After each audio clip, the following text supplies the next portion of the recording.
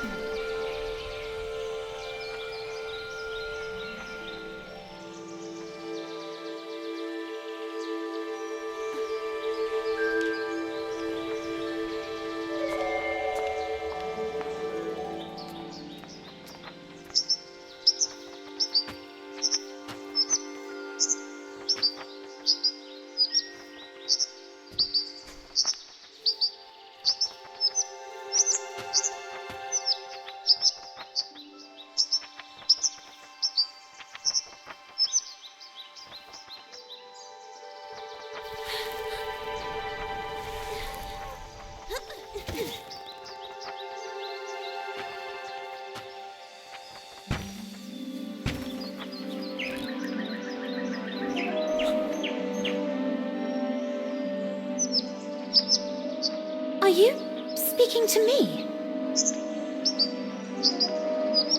Princess? No, I mean, I believe so.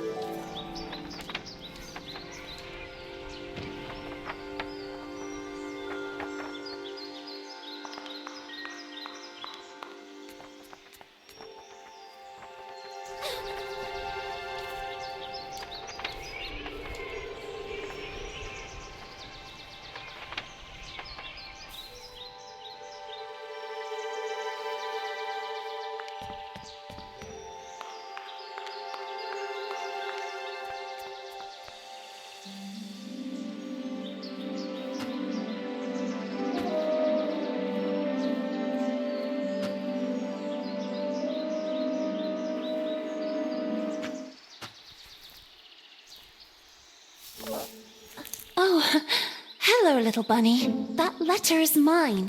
Could you? The sweet bespectacled bunny ignored the little girl and took the letter with them.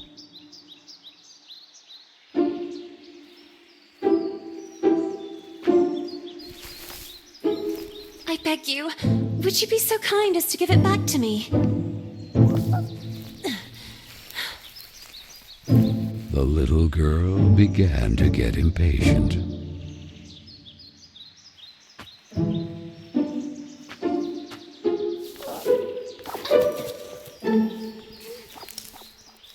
The little girl wouldn't let it win, so determined to recover Carole's letter, she followed the mischievous bunny.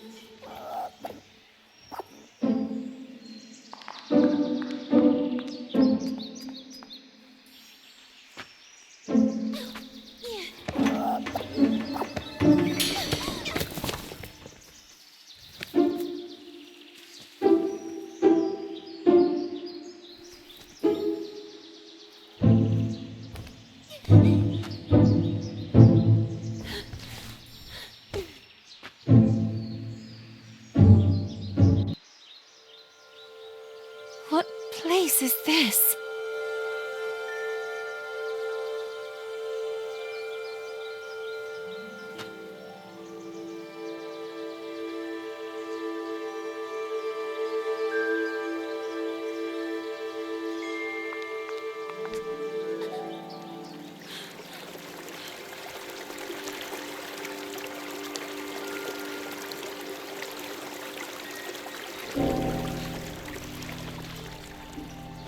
That kite, it reminded the little girl so much of her friend Carole. So free and graceful, yet tormented, as if by adverse currents, by the other girls at Bunny Hall. Oh, and who would you be? Have you perhaps seen a bespectacled bunny? Even the owl ignored her question and just stood there, staring at her, with those eyes, red like blood. But the little girl had no time to waste. She had to track down the bunny, and so she began to follow in its tracks.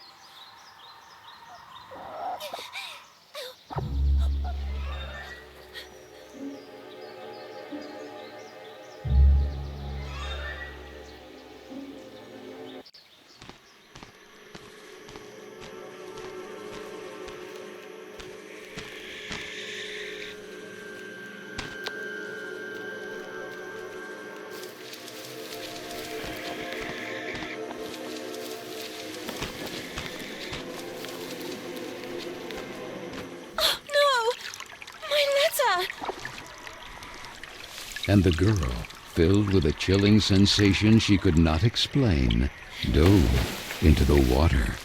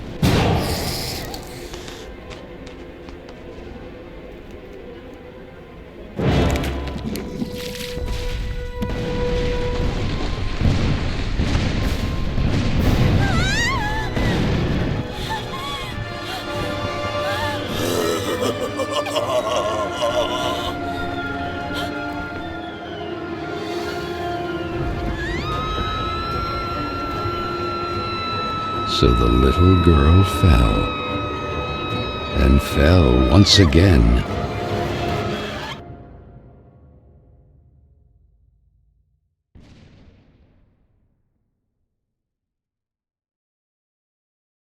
And while the man with the tar hat stood grinning, her thoughts drifted to that mysterious figure in the window of Bunny Hall, who silently stood watching her as she was swallowed up in her abyss.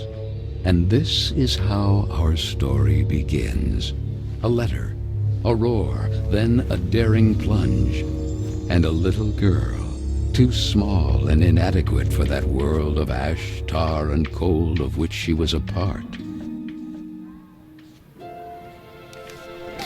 Miss Benton, I am pleased to note that my voice is so soft that it encourages restful sleep in class. Would you be so kind as to share your wisdom on today's topic with your fellow classmates? There was a man made of tar, an owl, and a bunny with glasses. Such impertinence. Home Economics, Ladies' Etiquette, Chapter 9. Be always beautiful, perfumed, and impeccable. All of you young women of today are privileged to witness the deeds of the great men of your era. The grand discoveries, the phenomenon of industrialization, progress. Soon you will be wives and then mothers of great men who will go down in history. And you, Miss Benton, make fun of it. This establishment, too, if events continue to transpire as hoped, will undergo important developments, and you will be the first to benefit from them. Why, ladies? A portion of Bunny Hall was conceded to a corporate collective in order to form a small branch, thereby taking advantage of the area's greatest resource, rabbits. This will not only bring new luster to the estate in this region, but also new jobs. Very good, Miss Vicky Trout. At the very least, Lana has grasped the rabbit matter. In this regard, our dear Frank reminds us that it is strictly forbidden to venture beyond the walls of the park. The disinfestation work will resume tonight after the strong winds of recent weeks. Remember, not to be overwhelmed by the explosions. It's all perfectly normal. The soil is blasted with charges and the rabbits forced out of their burrows. Who did it? Lana! Miss Benton!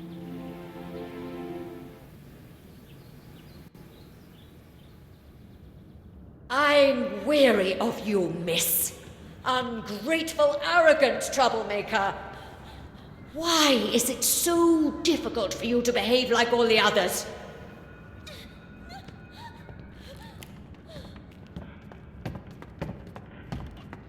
The clock is ticking furiously, and you are a woman now. Therefore, it is high time you learn to behave like one, or accept the consequences of your ridiculous transgressions. You will help Miss Mildred with the chores. When you are done, ring the bell, and you will be allowed to return to your accommodation. But until then, don't even dream of leaving this place. This, for the little girl, was now the norm. Targeted by Vicky and the other girls, or simply scolded by the matrons of Bunny Hall, like Miss Hinman and her nauseating perfume. She constantly repeated herself sadly, "No, I don't want to grow up. I don't want time to flow furiously anymore. It would have been so nice instead to be able to take it back to when Carole was still there." It would be better to shed some light.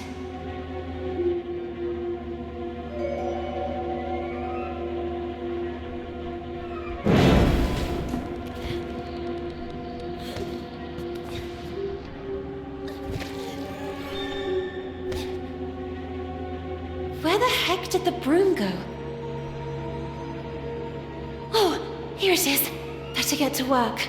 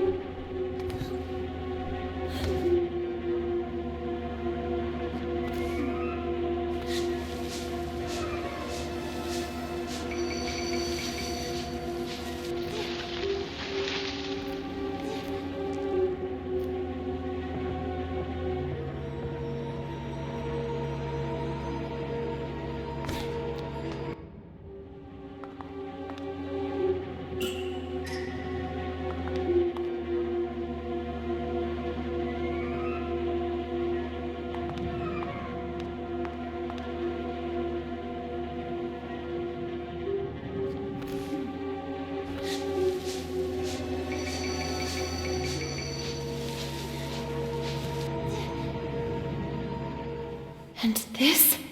Where did this come from?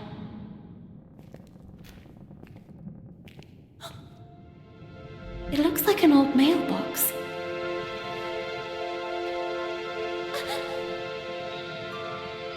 Oh, maybe I'm still dreaming. Who is there? So I really am dreaming. What's this?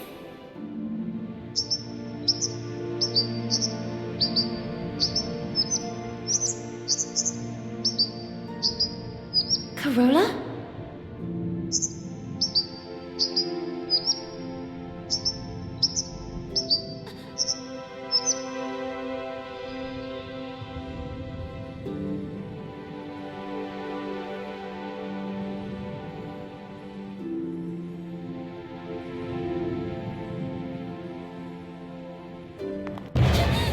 Who are you? Stop!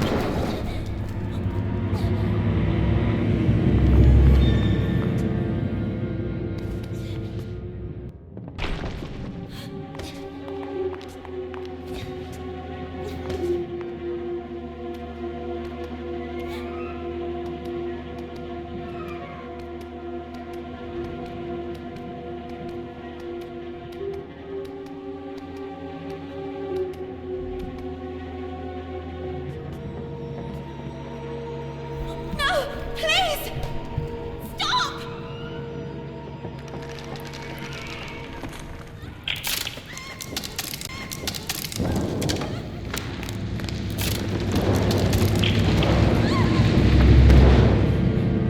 Strange things are happening down here. No! I won't stay here a moment longer!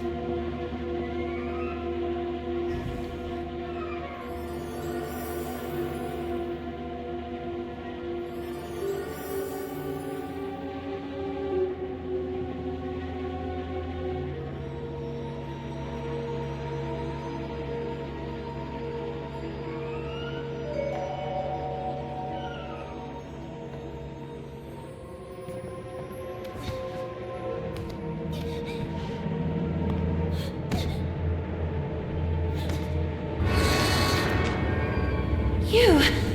I remember you. But in a dream. Or at least, I think it was a dream.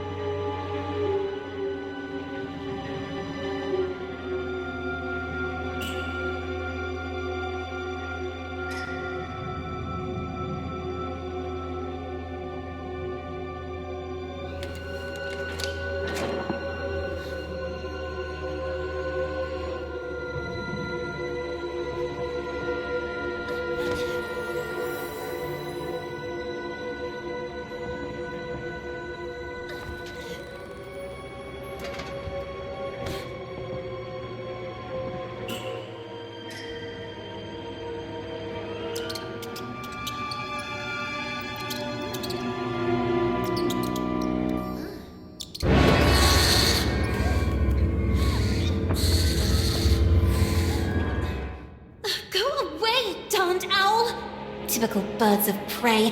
They're greedy for mice and other small rodents.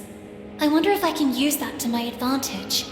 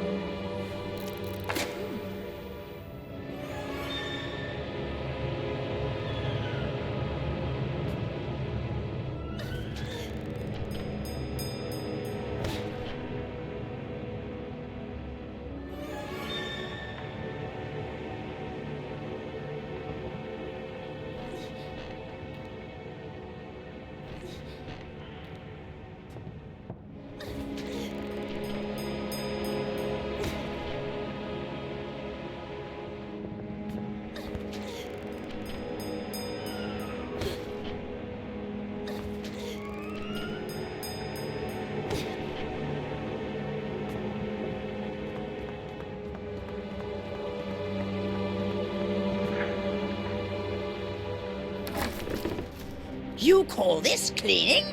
It's a pigsty. Miss Hinman was clear. You will spend the rest of the day here. And speaking of which, here's your lunch, miss. No! Wait! I did everything I could! It's not right. I won't spend another moment here. I have to find a way out.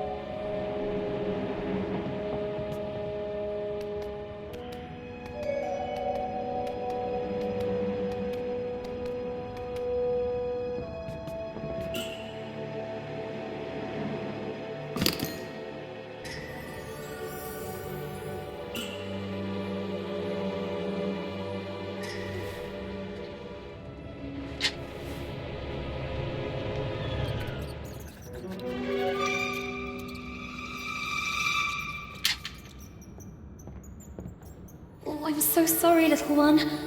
I promise I will let you go. I wonder if I could use it to attract that darn owl.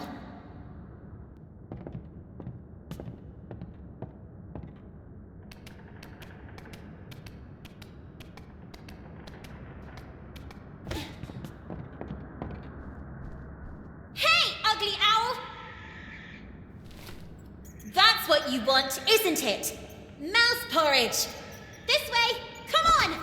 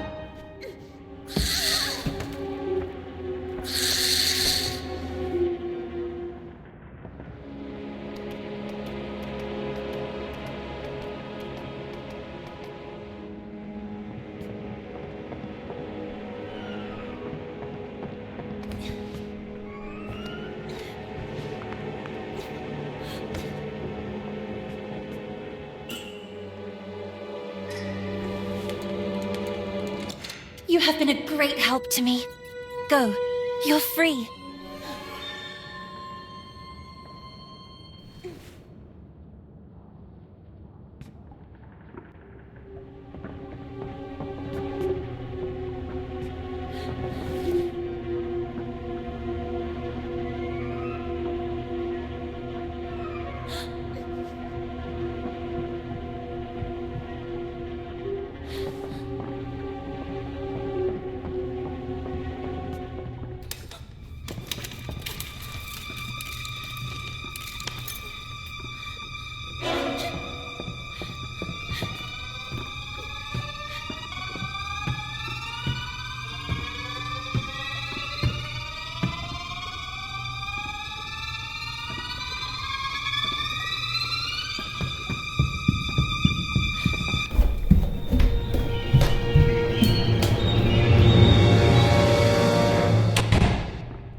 Who was that boy? And what was he doing?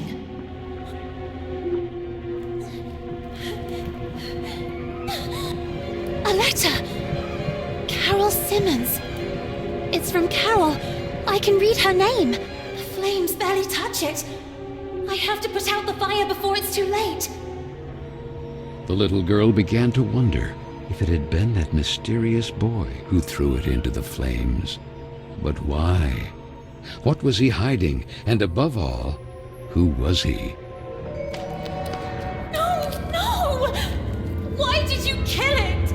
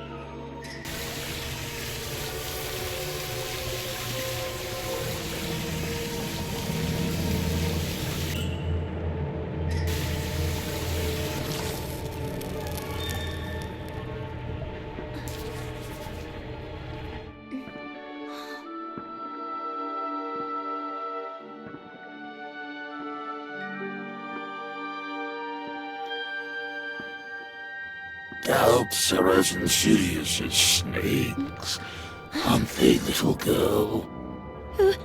Who's there?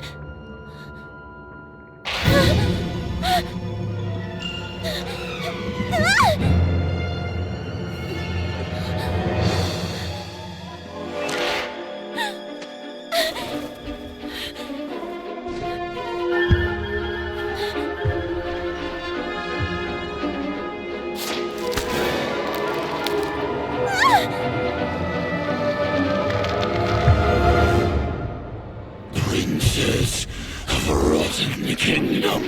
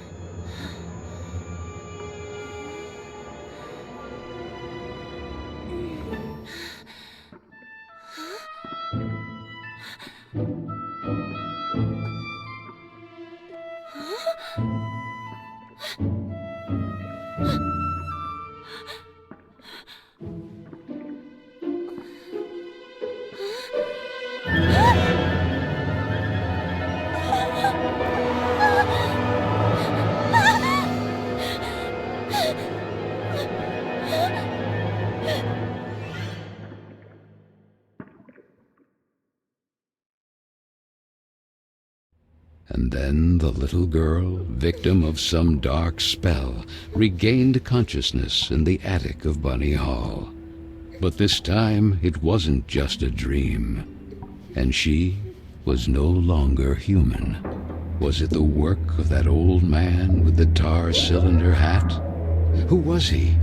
And why did he mean her such harm? Luckily, that nice gentleman in silver had rescued her. But what did all this have to do with her and with Carole? Carole Simmons and that letter set on fire. Had she really run away? Then she looked around and remembered that place, the attic with the kitchen. All the girls were terrified of that place. But this time, Carole wouldn't be with her.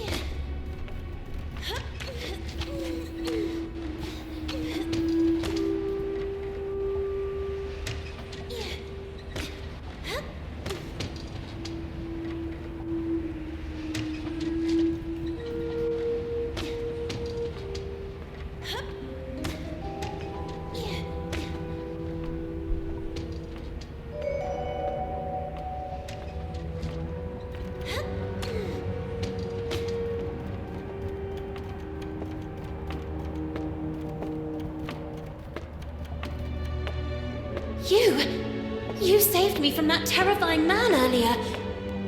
But whatever happened to you? Where has your head gone? Our head, you say? What really worries me is having lost the umbrella.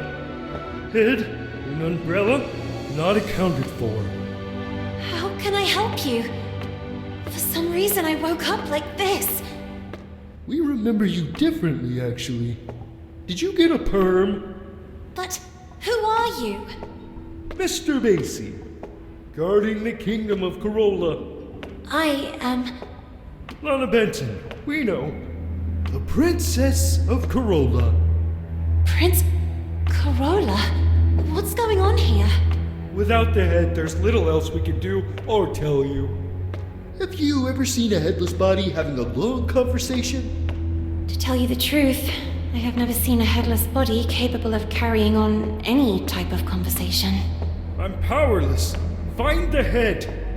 Something must certainly have happened to him. Oh, and don't forget the umbrella. By the way, I believe this is yours.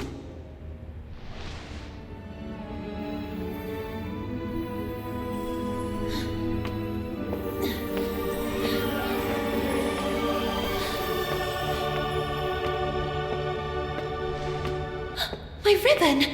Oh, thank you, thank you! Now go, and be careful. There is a risk that Mr. Kin's black tar has already begun to spread. Keen. So that is his name. Remember, the more power he gains, the weaker Carole becomes. And with it, all of us. So Lana, as frightened as she was confused, decided to accept the mission and find the head of the silver gentleman who had rescued her.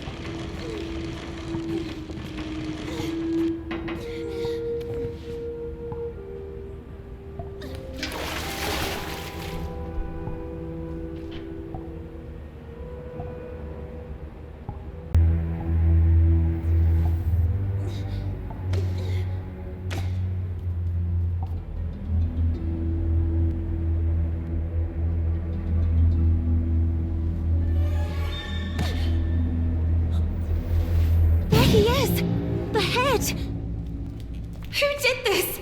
I'll get you out of here. Dawn, it's locked. Miss Fisherin! Whatever happened to her? Could it be the black tar Mr. Basie was referring to?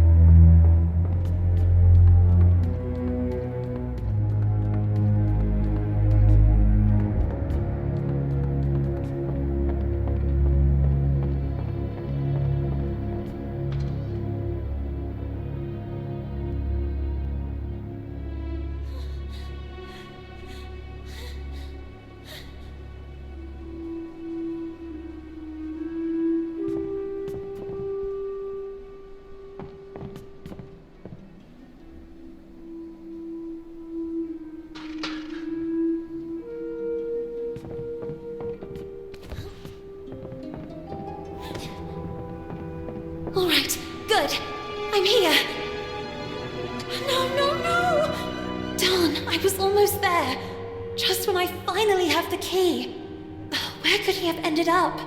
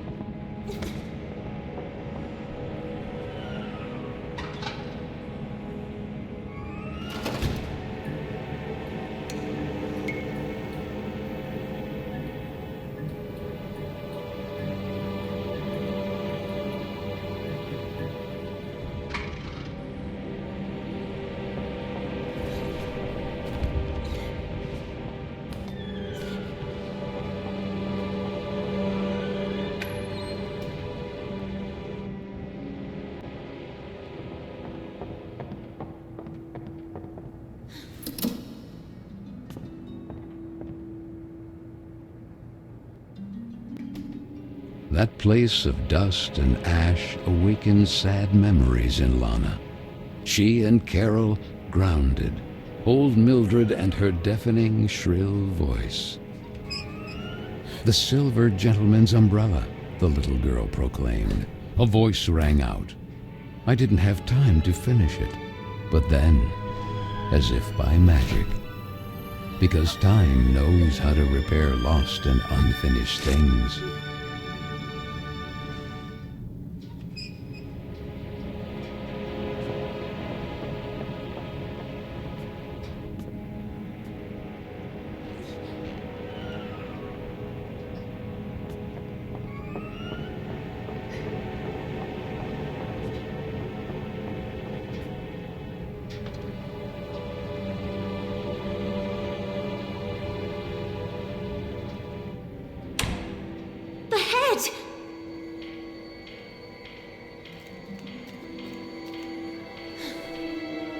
Finally!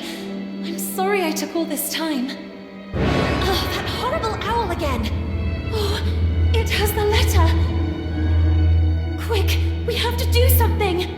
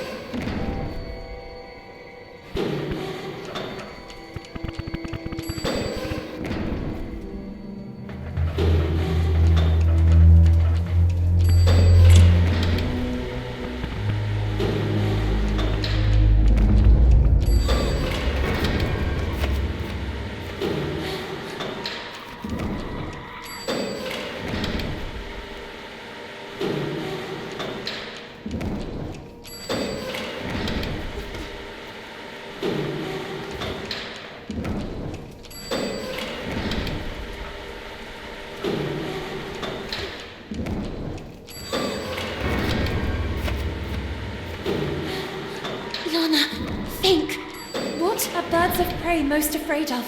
Fire! Who isn't afraid of fire?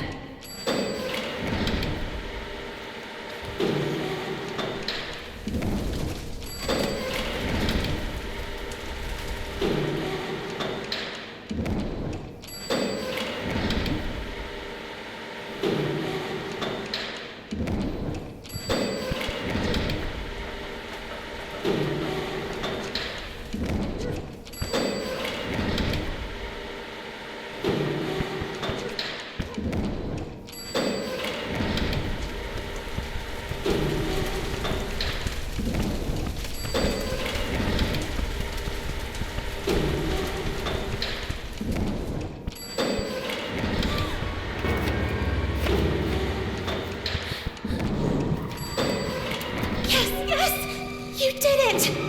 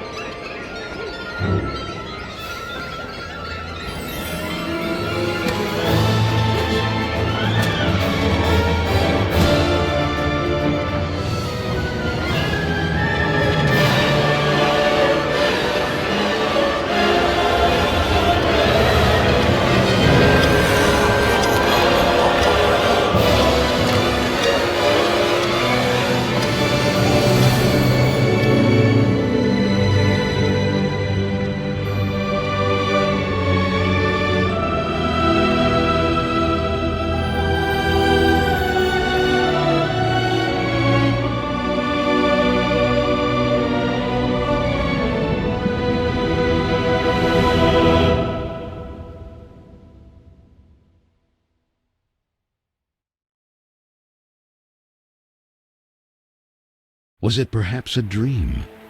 She and Carole together again until the little girl opened her eyes.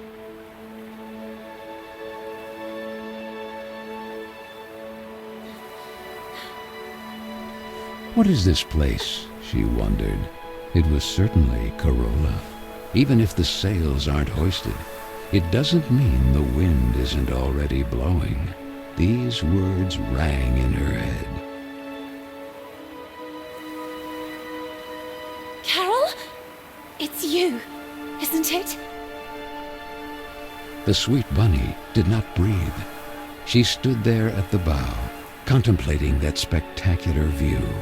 What happened to you? I need to know. Why did you leave me?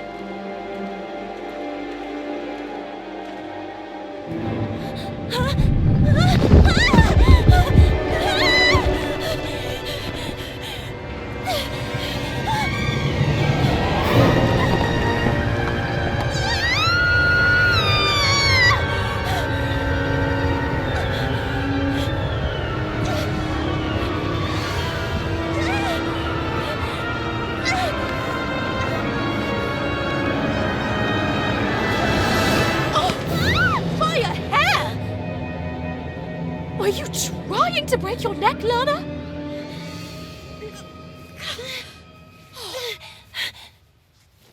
what if Miss Hinman saw you?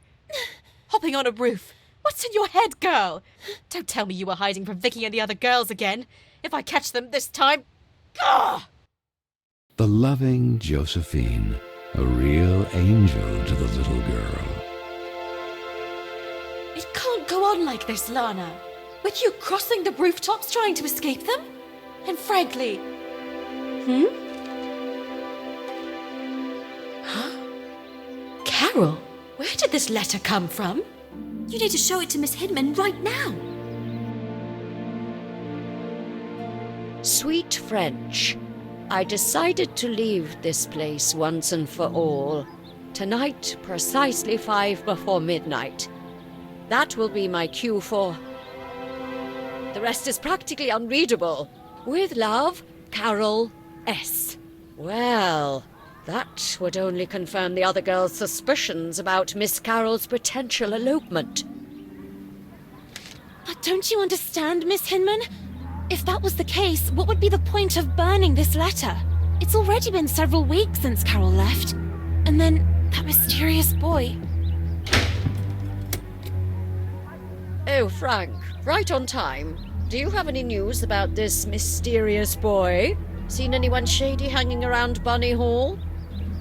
The man shook his head. That was Frank, the handyman. The girls were terrified of him. That sinister squeak of his prosthetic leg was the reason they used to call him the Rust Man. He was there, fiddling with a poker right where I found the letter. Then he put something in his pocket, but I didn't see exactly what. I had to hide. You are shocked, little girl. But I'm sure of what I saw. We'll look into it with a fresh perspective. Now, it will be better for you to go and get some rest. But Miss Hinman... Go, my dear. Listen to what she tells you. You will talk about it more later.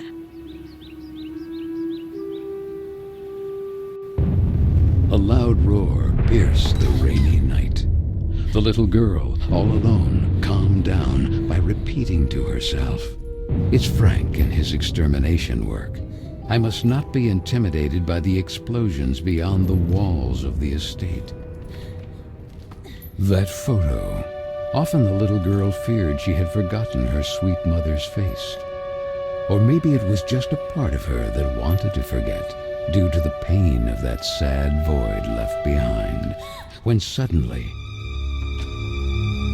that boy again. Hey, you! Wait! And though curiously all alone, on a freezing rainy night like this, the little girl set off in pursuit of that mysterious boy.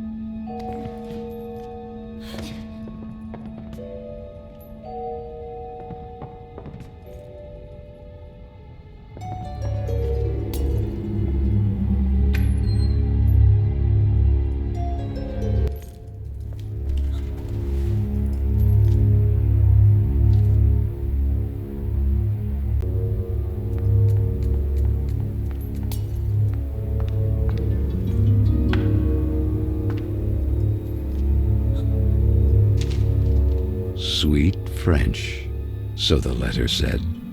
My time seems to be running out, like a sword hanging over my head. And however much I may resist, nothing is going to change. Nor do I receive any support, not even from those I thought I knew. All I have left is you, Marcel, my sweet French, and the idea of London together, Carole S. Marcel? So that's your name. Girls!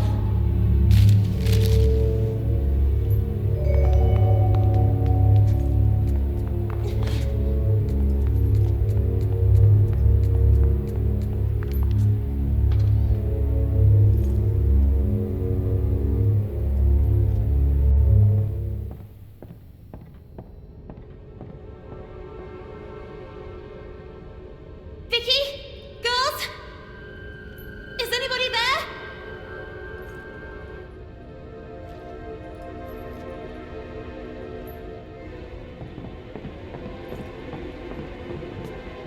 What's going on here? The beds are all empty. Where are the others? No, please! You have to help me! Vicky! What's going on? Where are the others? Gone! Someone, something, has swallowed them! Please, do not leave me! What the heck are you talking about? From the bridge! The tar, Lana! It's spreading! The tar? Don't you understand? Even if time seems to have stopped, the clock keeps ticking furiously! Grant him, Carola. Like how all of us will be doomed too! Vicky, what do you mean? Please do not leave me. Poor fool. Did you really think Vicky or the others would ever ask for your help?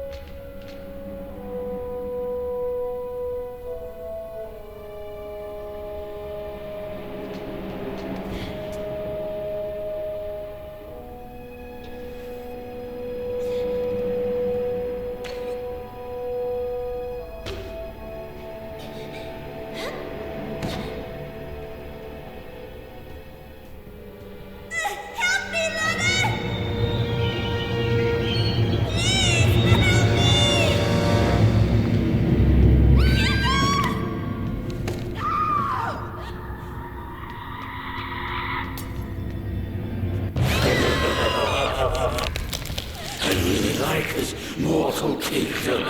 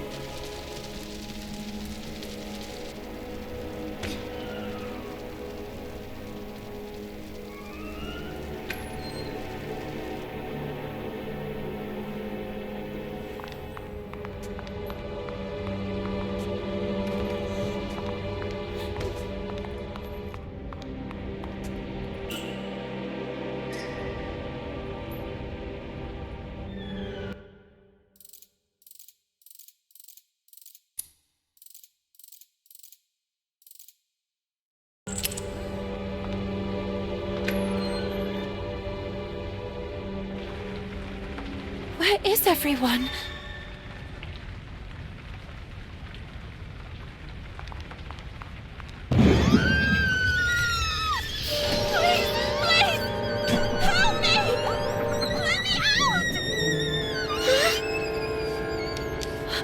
Carole? Oh, my friend. You don't run to hug your sweet Carole. Carole, but... What? Are you perhaps afraid of tripping and getting killed? Poor little girl. The foolish princess of the forgotten kingdom of Carole. No one understands you. No one who really listens to you. Just there to point out that you are weird, wrong, different. Another kind. Carole is gone too. All alone. Oh, it breaks my heart. Who are you? Who am I? They call me many things. Mr. Keen, Altar Cylinder, Horrible Oblivion, and then my Thanos, the Corrupter of Worlds. From the breach, the tar begins to spread. And sooner or later, Carole will be mine too. And what do I have to do with all this? It was you who evoked me. You make time stand still. Me? Perhaps in a vain attempt to bring things back as they were. Let time stop then. May it stop forever. No. It's not possible. Yes, princess. You fear that time passes. You're terrified of growing up. Nonetheless, while your disappointment, the clock continues to tick furiously. And only I can stop it forever.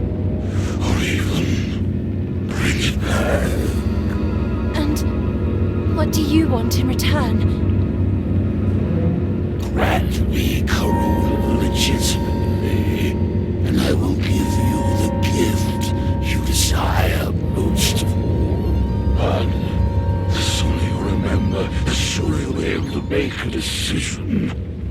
And who knows if it might not be your investigations. Carole, the French, the letters, the solutions of this riddle. What will make you remember?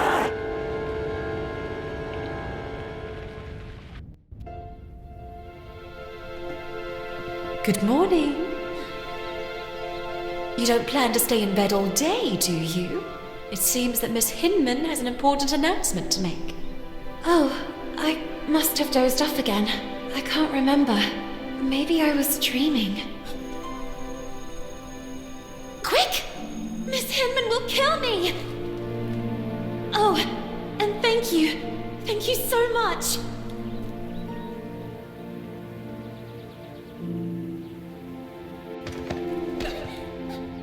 Oh, be careful! And where did you jump out from? Oh, I'm mortified. I pray you can forgive me. On the contrary, I hope you will do this more often. What are two sad eyes doing on such a beautiful face? Oh, you mean it? Dawn, I have to go. Sorry for the delay, Miss Hinman. It's about time. Well, now that Miss Benton has also honored us with her presence, it is my duty to introduce you to the newest guest of Bunny Hall, Miss Dudley. Please. Good morning, everyone. My name is Amanda. I come from a place not too far from here. Yes, from the pigsty. Oink oink! Oink, oink. Knock up, Miss Dudley. You can go to your seat. Manifesto for Women's Emancipation? No, please! That's mine! I beg you! It's because of rubbish like this that the world is falling apart. Women playing at being men.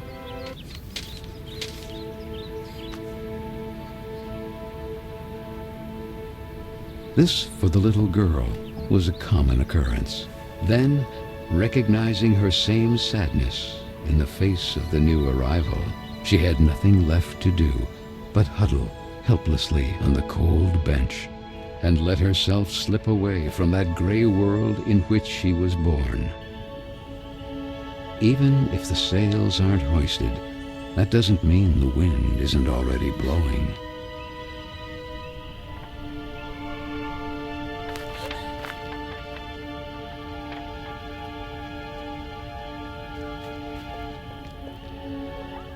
What do you think happened to her?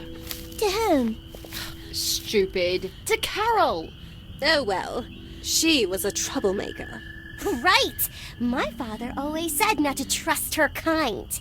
But her disappearance doesn't worry you even a little. What if it happened to one of us? She could be frolicking who knows where. We all knew what her plans were. Well, maybe something happened to her then. Or maybe someone chopped her into tiny little pieces. Who knows? Maybe Frank? Oh God. The Rust Man. That guy creeps me out. Yeah, I think he killed her. I mean, have you seen how he stares at all of us? Without ever taking a breath. Oh, and that continuous heck, heck, heck. Do you think he's a bloodthirsty girl killer? You're scaring me. I am the spirit of Carole Simmons. Lana told Miss Hinman that a guy secretly snuck into Bunny Hall. Who? That handsome lord standing outside the classroom? Stupid. You're stupid. Not that. Oh, he is so cute! And look who's there. Hey, where are you going all alone? Where are you running off to? We just want to talk to you. The little girl could only wonder who Vicky and the others had set out in pursuit of, and that letter. All she had to do was gather her courage and overcome that wall that stood between the estate and that forbidden territory.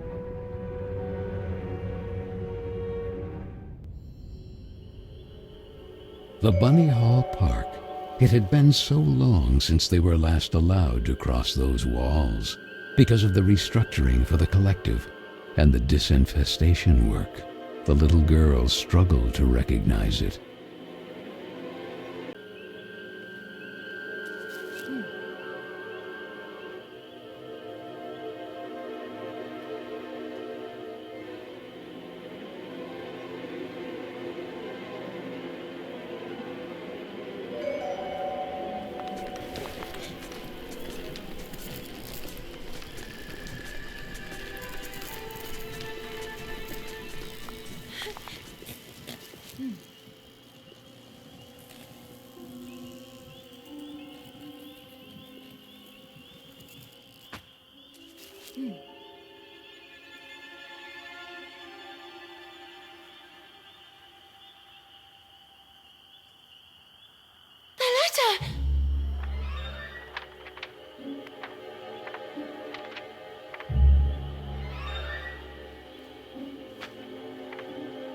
The girls! What are they doing up there? Where are they going?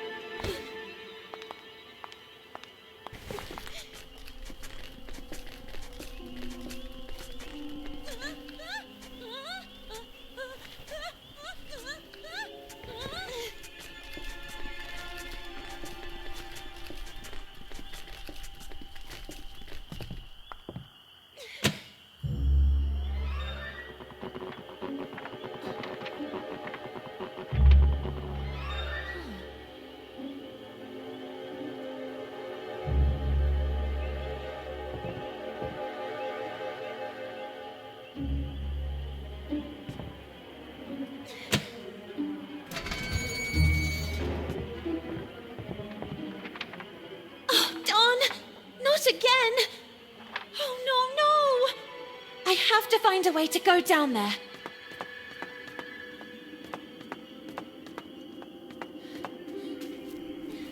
Easy, easy! Darn you lot! Easy, easy! You're creasing my suit! Oh, my head is spinning. Could it be dizziness? I believe this is yours. Woo-hoo-hoo! All in one piece once more. You can say it loudly! I feel so hasta la vista, baby. Yet always ready for some fine English tea. At your service, princess. Please explain to me, what is going on here? I'm here to take you back to your kingdom, princess. But things have taken an unexpected turn. Mr. Kin, he learned of a breach. A passage from the mortal world to the kingdom of Carole. And that's where he wants to expand to, corrupting it. But what does all this have to do with me? Princess, you really don't remember? Since the two worlds are converging, you are the key. The only salvation for Carole, the pristine kingdom beyond the clouds. And I am your humble servant. But that's not possible. I'm just an ordinary girl. An ordinary one-of-a-kind girl. No, I'm just looking for a friend. Carole. I have to find her. I have the feeling that things didn't go the way everyone believes. The solution to the riddle. Keen mentioned some letters. I was just chasing one, but the wind. And it ended up down there. Then all this can only be connected to the breach. Oh, well, it seems we have a common goal. Recover the letters, close the breach, save Carole. And find Carole.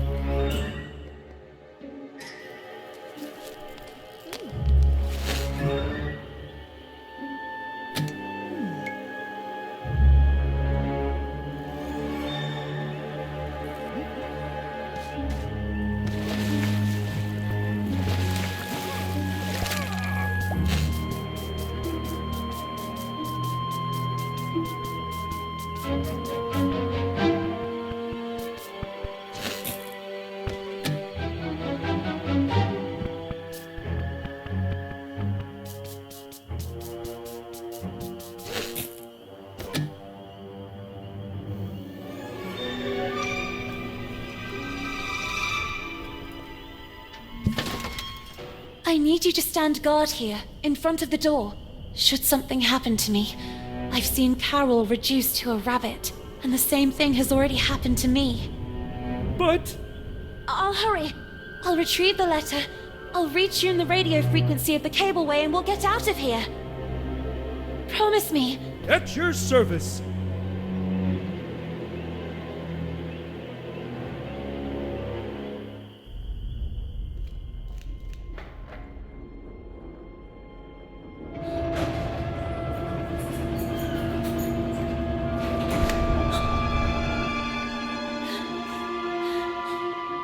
Hey! Everything fine down there? Princess?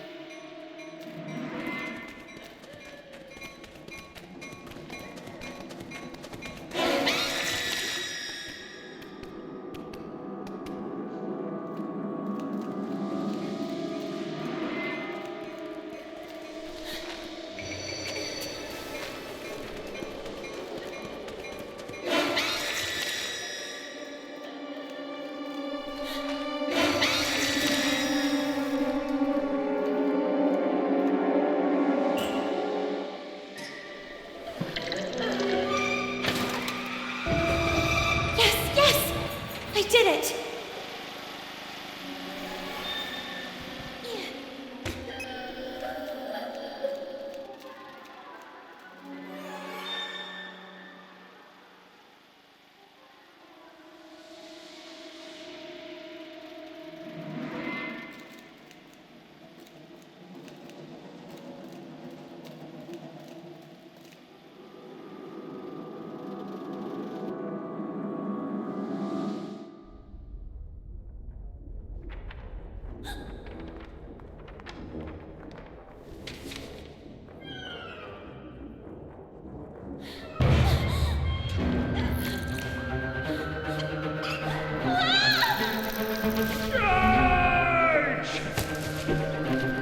I've recovered the letter, but... Don! What's happening to them? They're usually quite tame. Never underestimate the power of a colony. This is their territory. They've already been forced out of their lairs. The kid is taking advantage of that to turn them against us. Help me get out of this! Don't you know how to fly? The more power kid gains, the weaker I get. Then you could lower yourself with a rocket. Look! The crate goes there! Who knows?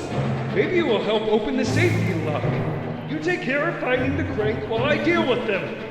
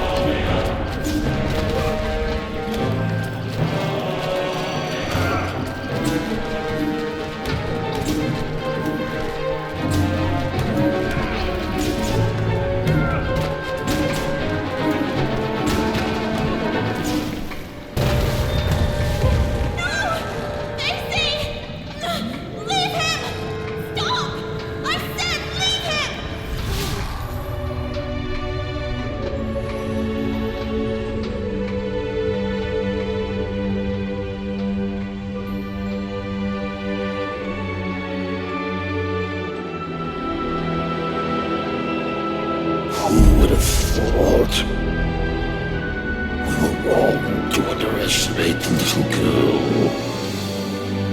My dear Valenia, you, my darling, we must act now. The princess may have been able to stop time, but you will certainly be able to give it a taste of her unpredictable mutability. Go! Carole is one step away from becoming ours.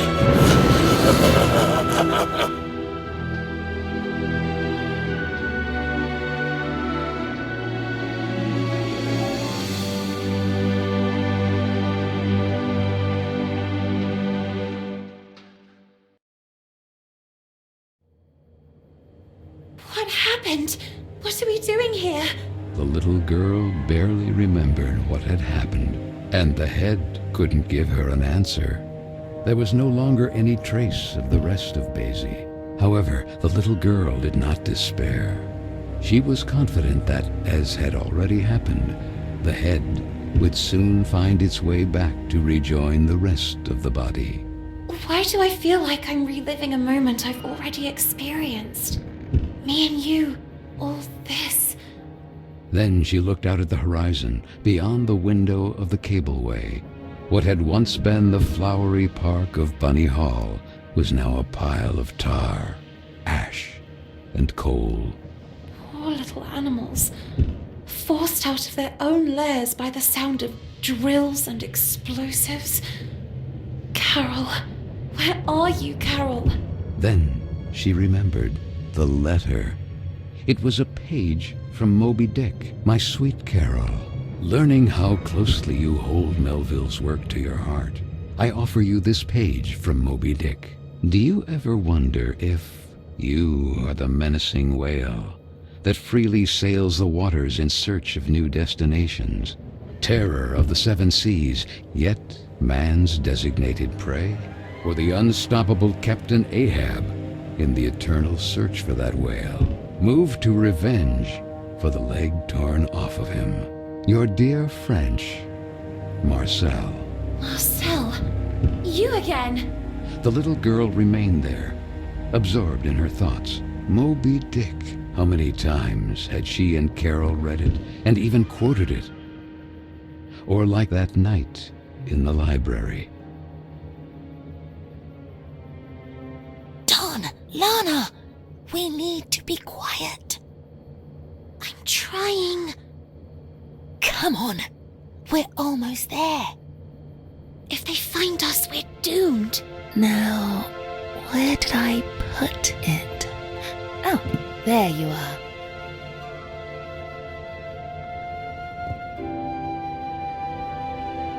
Moby Dick? Again? Aren't you tired of reading that yet?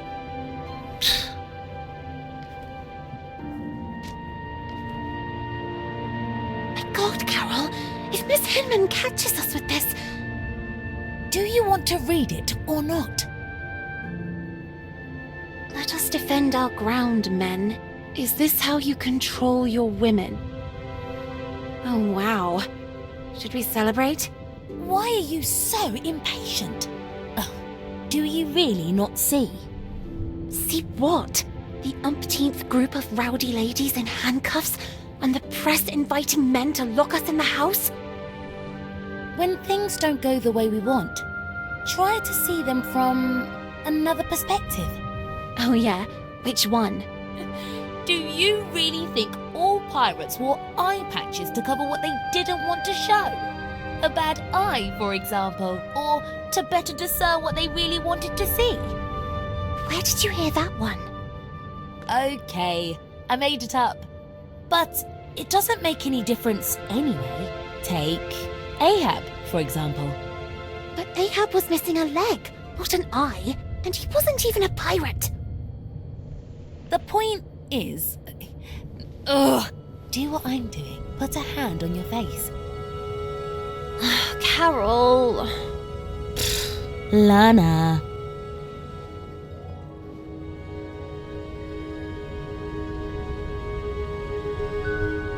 Now look.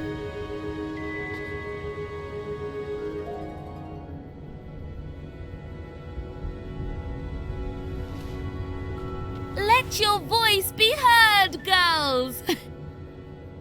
Things are going to change, Lana. Sooner or later, but they will change. What's the saying? Right. The winds of change are inevitable.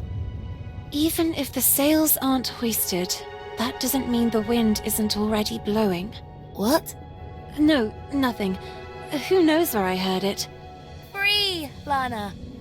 Free to be able to choose who to become, where to go, who to love. And maybe one day, women will also get into politics. Can you imagine a female prime minister? Or a black one? Can you imagine it, Lana?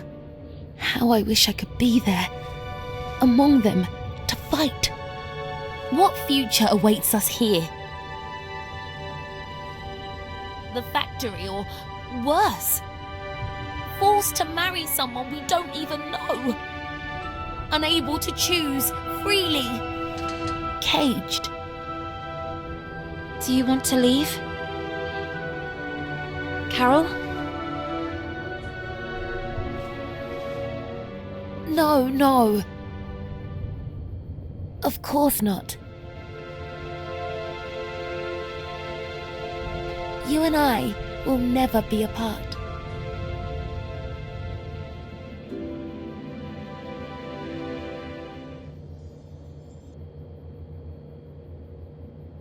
Basie? Pet?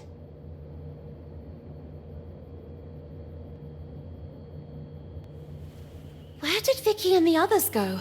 I wonder who they were chasing.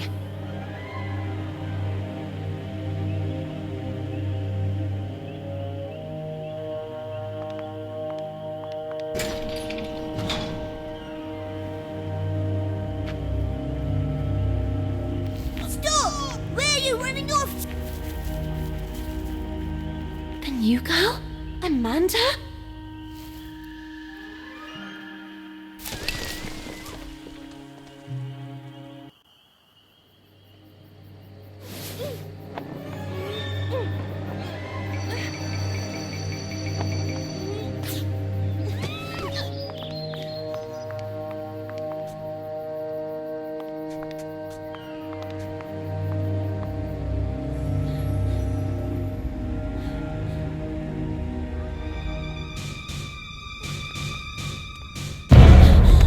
What were you doing locked in there?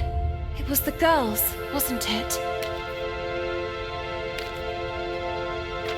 Emmeline Pankhurst, suffragette movement activist. It's my stuff!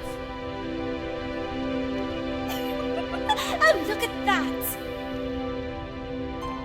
What a couple! The rabbit and the pig! Oh, what's the matter, pig? You really didn't like your new house? Oh, was it too tight for you? Oh, you certainly know how to choose your own company. Oh, well, at least Carole had some guts.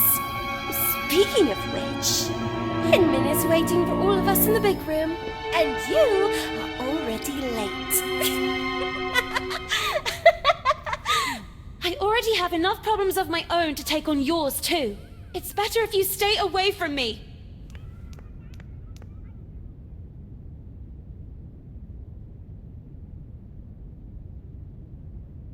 Thus, a new era is upon us, girls. Quick, Lana!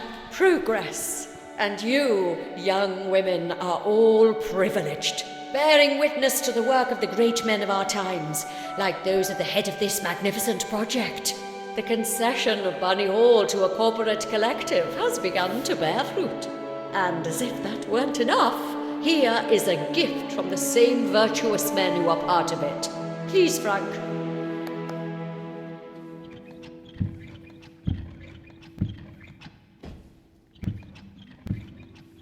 And what is it that young ladies today want more than anything else? If not to please a wealthy suitor by demonstrating the best, most graceful dance moves. And so it is with great honor that I invite you to welcome today's special guest, one of the main benefactors of Bunny Hall, Lord DeWitt. DeWitt? That was the name of the charming gentleman into whose arms the little girl had stumbled. At his nod, the girl blushed. Honoured by your welcome. Time marches on, really, and today you are all becoming young women. It is in this regard that I have an exciting information to convey. Young scions of high society have learned of the splendid girls of marriageable age who reside at Bunny Hall. And this evening here, in this place, there will be a ball attended by nobles and royalty from all over the region. What a magnificent, magnificent opportunity. I think we need to get to work immediately. Let's see. Miss Benton, please get in position. Me? Don't make me lose my temper, young lady. You will be the first to practice with the ingenious gift given to us by Mr. DeWitt and the other gentlemen. I expect that by this evening you will have already become an expert dancer. Quick!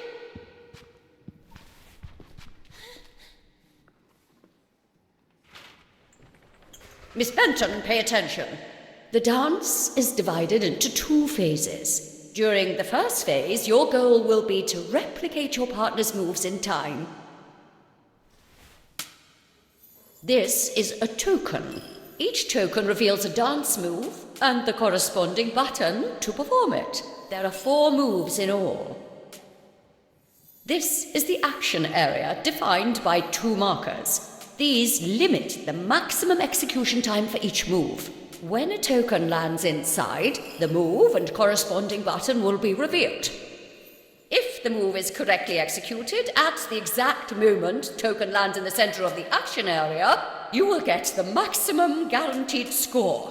Perfect timing is important, miss. Performing a move correctly but too early or late will award fewer points. Mind yourself, performing a different action from the one suggested by the token, or performing the correct one significantly late, will give you a penalty in the final score. Perform all the actions correctly in a timely fashion to get a high score, and therefore be able to move on to the second phase. Let's see what you can do, Miss Benton. Take your places. Let the dance begin.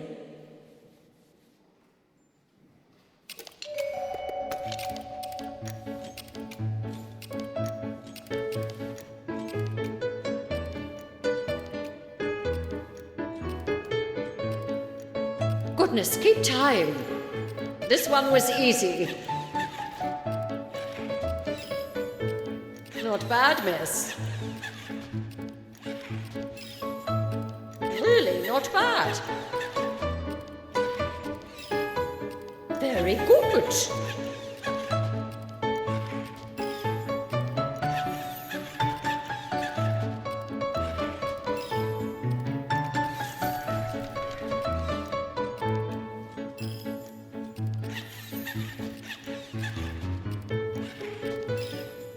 Damn it, that was all wrong. This one was easy. Not bad, miss. Really not bad. Very good.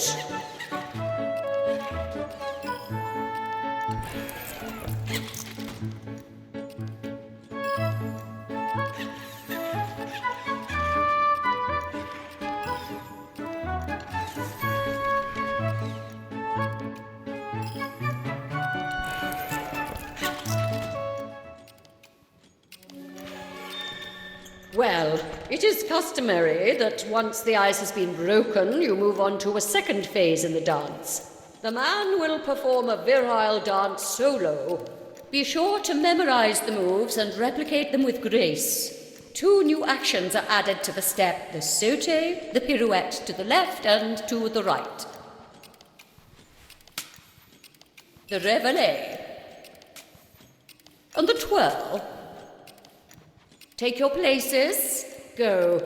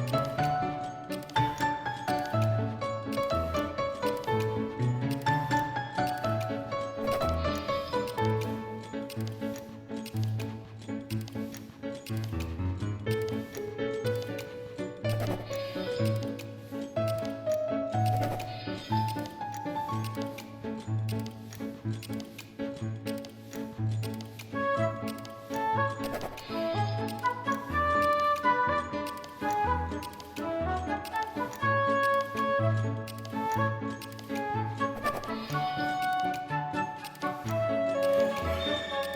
will never change my mind about you. You're a good for nothing. You... Oh, I'm sorry, I'm really sorry. Miss Felton! Come back immediately! Miss Hinman. Miss? I beg you, aren't you being a little too harsh on her? It's clear she doesn't exactly correspond to your ideal of a young woman. However, there is potential in that girl, and it's up to you as her tutor to know how to guide her. Where did she go? The tender child asked herself. So, armed with courage, she ran towards that curious girl.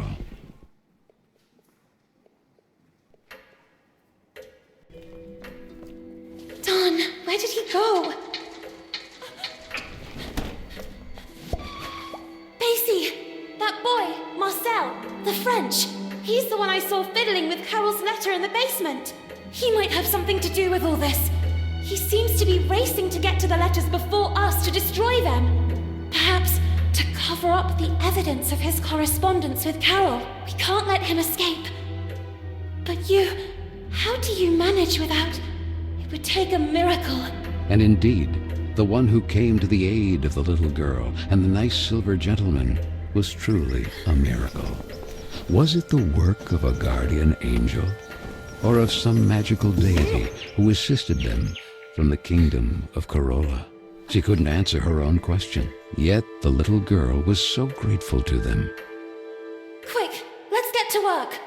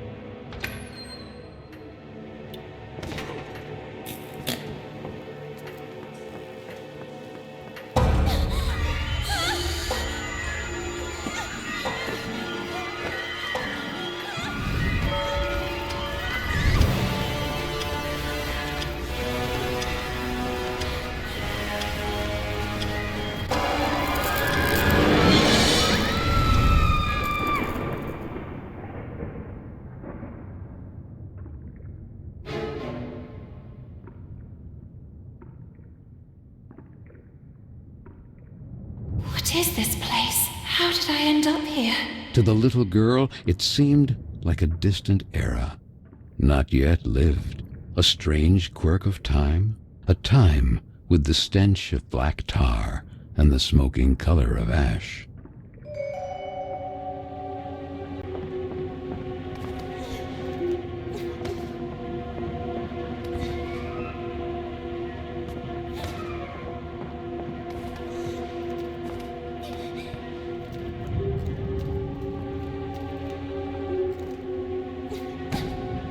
The clock! This is all it's doing. It's as if it sent me to a distant era.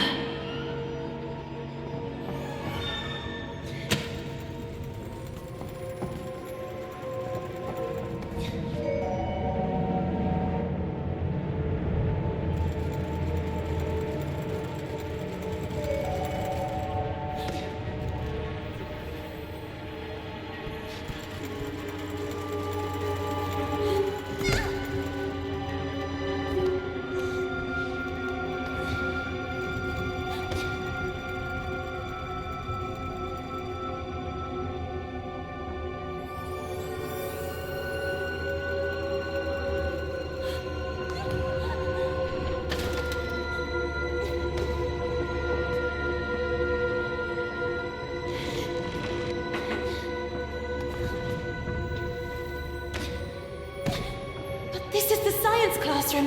I'm sure of it. Whatever happened to this place?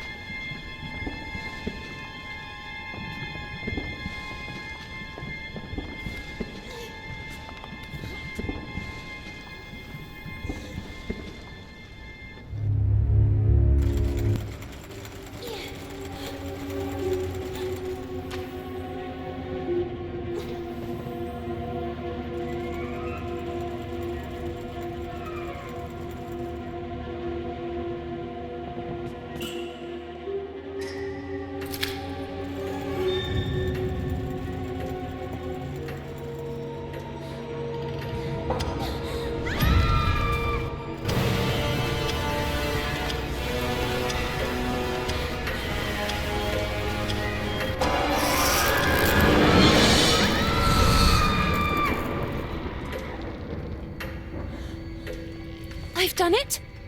Yes, I did it! But wait a minute. The little girl didn't know how to explain it, but she immediately realized that this couldn't be her time, but a distant era already lived, a strange quirk of time. The place had yellowed breath, like inked paper, and the dark color of virgin leather.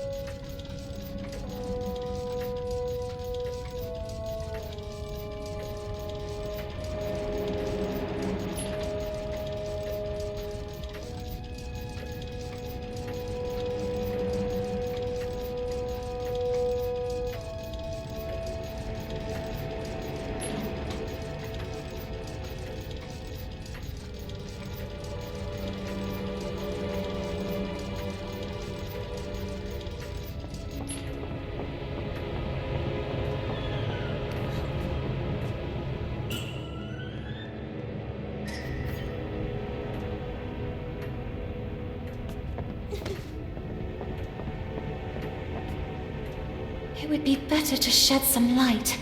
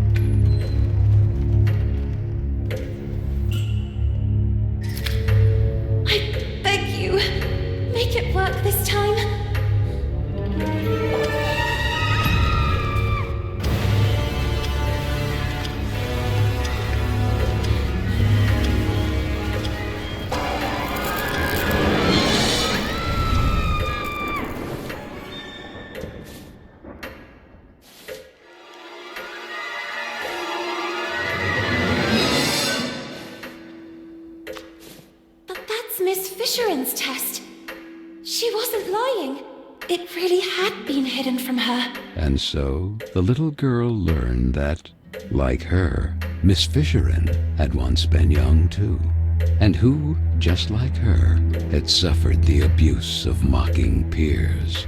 Quick, the ladder!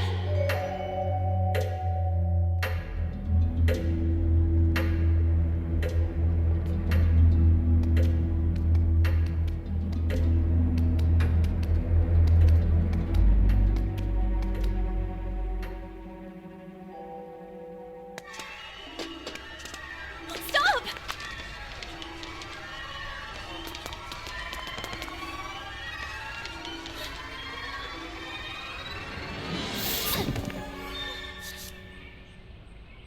You? What are you doing here? Little girl, you really like playing with time, don't you? All I see is two useless, weak rodents with their tails between their legs. No, please! Rabbits, you are just rabbits. This is not your place.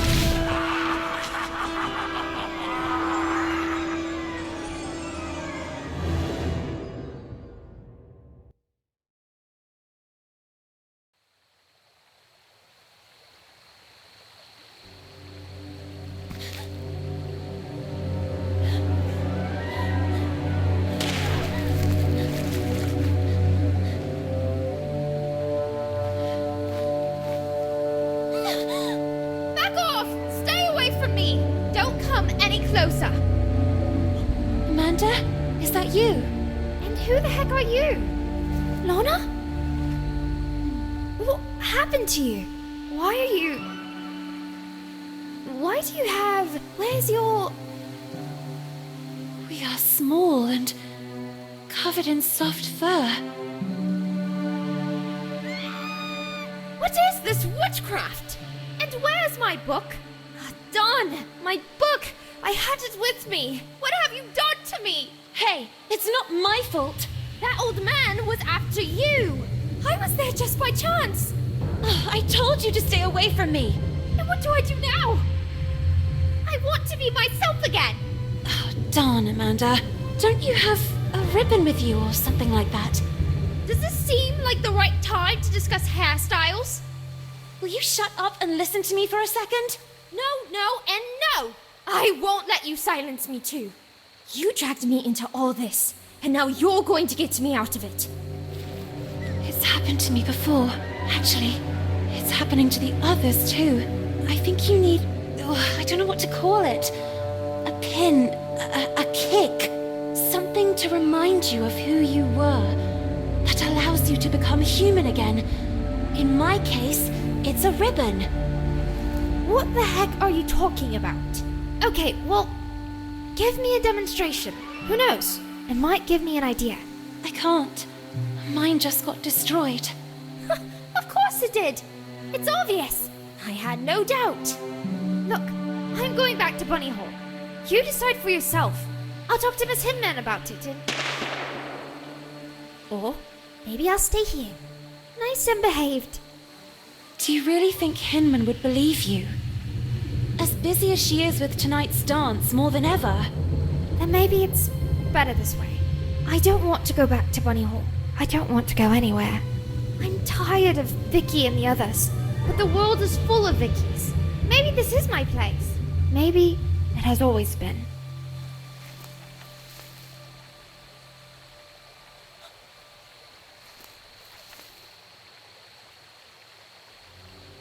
This. Where did you find it? I grabbed her by the hair. I realized it was important. I remember that day. Miss Hinman organized a reading workshop. Guests from outside even came. Carole chose a passage from Moby Dick. But don't you understand? It all started when Carole disappeared. And now, who would this Carole be? It was at that precise moment that the breach must have opened. I knew the letters or this photo would give us the answers. It's as if Carole wanted to send us a signal. I'm starting to not follow you. He is the answer. The tear in the photo? The breach? He is responsible. Marcel! If we find him, we'll find Carole. And all this could finally end. Even if the sails aren't hoisted, that doesn't mean the wind isn't already blowing. We have to go back to Bunny Hall. But how? Ahoy! Real pirates never give up.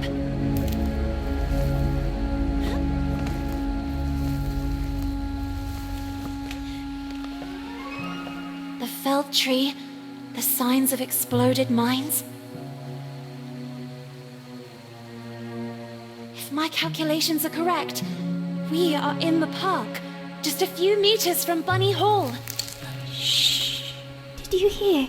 Listen.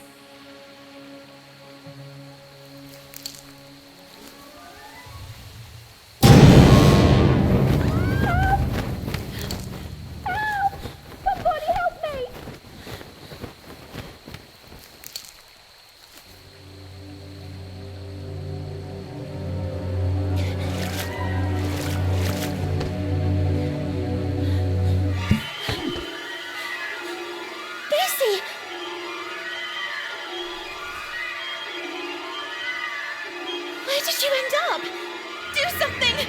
Please help her! We have to follow Frank! Well, let's keep our distance.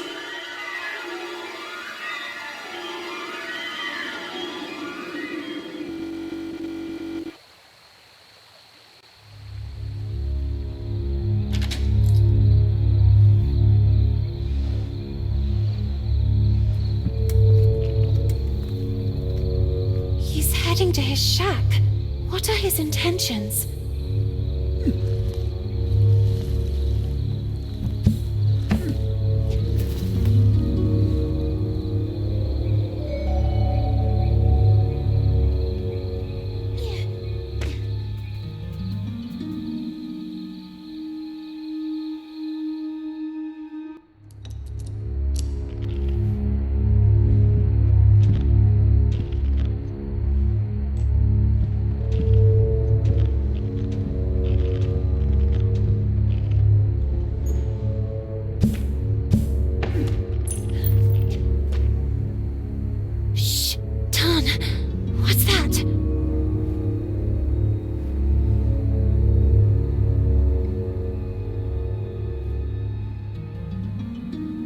The little girl, intrigued, began to observe the object more closely. It looks like the bottom of a glass. Quick, let's get moving. Let's find Amanda and leave this place.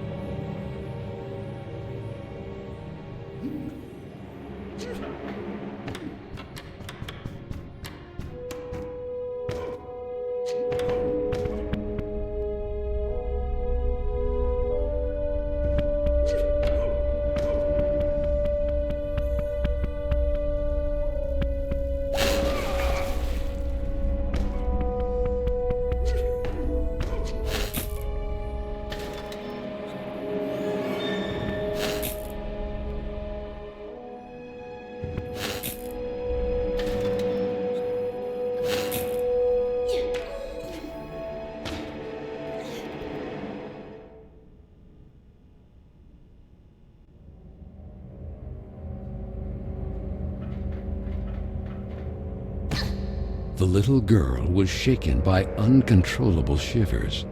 What was that place?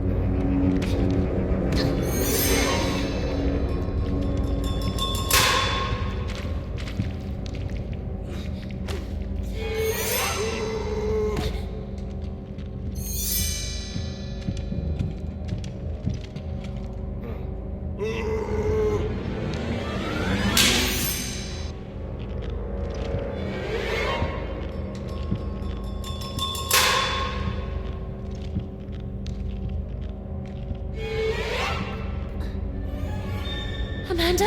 Hey, it's me. Quick, I'll get you out of here. No! Amanda!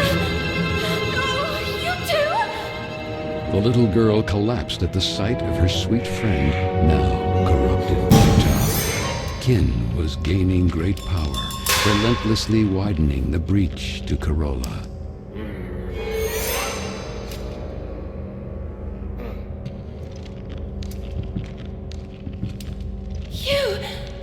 I beg you, do something! Help her! None. Not all of us are equally strong. I don't understand. A moment ago, she was... Come on. I'll take you back to the dormitory. But... And Amanda? It's not too late, right? And me? My ribbon got destroyed. Will I also transform like her? I'll see what I can do. Come on now. We better go.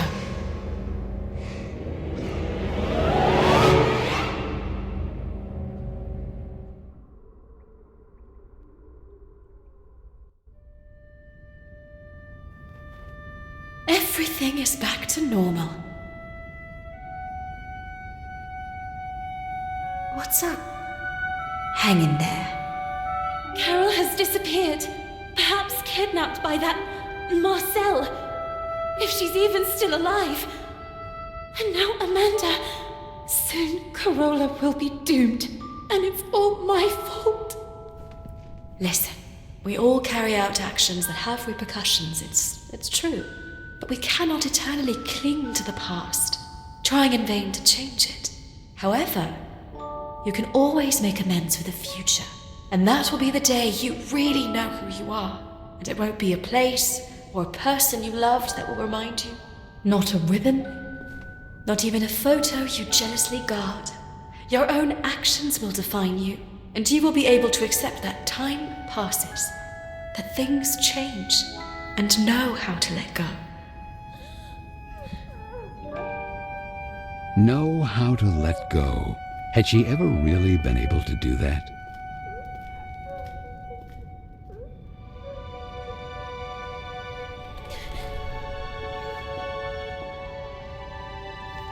What's this? Who is he? It was there, on your desk. You lied to me. You and I will never leave each other. Listen. No! Would you really have left me here and run away with some random pen pal? I was thinking about when would be the most appropriate time to talk to you about it. Oh, yes? And when were you planning to do it? Let me finish. They have already arranged my transfer. They will send me to some house, who knows where, as a lady in waiting. So I said to myself, before it's too late. Take your things and run. Leaving everything behind? I had no alternative. Not today, not yet, not in this time. To them, we are just things. And I should just let you go. Even if I stayed, I would still be taken away. Did you really think we would stay here forever, spending afternoons in the park, or what's left of it? Flying a kite, or reading Moby Dick again? We are not kids anymore, Lana. Time flows. Come with me. Let's go together. When things don't go the way we want, try to see them from another perspective. No, not this time. There is no perspective that can change what I see.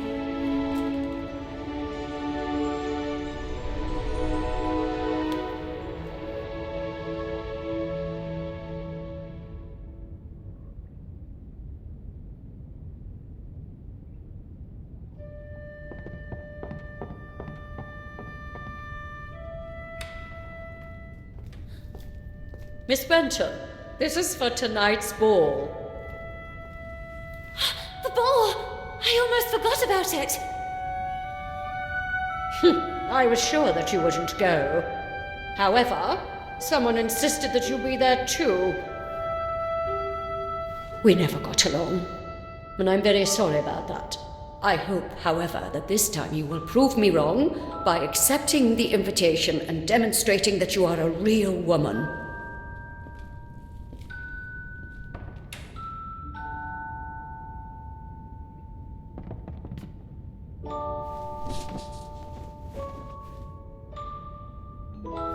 Lord DeWitt. You don't really want to go there, do you? Maybe Hinman is right. It's time I acted like a real lady. Oh, yes. And maybe you too will start bathing in perfume like that one. Real. You are real when you are the faithful reflection of your own desires. And this is not what you really want. Since when do I have the right to fulfill my true desires? To decide for myself? What about everything else? Amanda? Carole? It's good that I'm learning to let go. And Carola? Look at me! What can a little girl do all alone? I have to let time take its course again. I am not the person you will need. I am not a princess of any kingdom. Carola is not my home. This is my place, and Keen has already won. So, you have decided not to return? I thought you were unique. Instead, you're exactly like the others.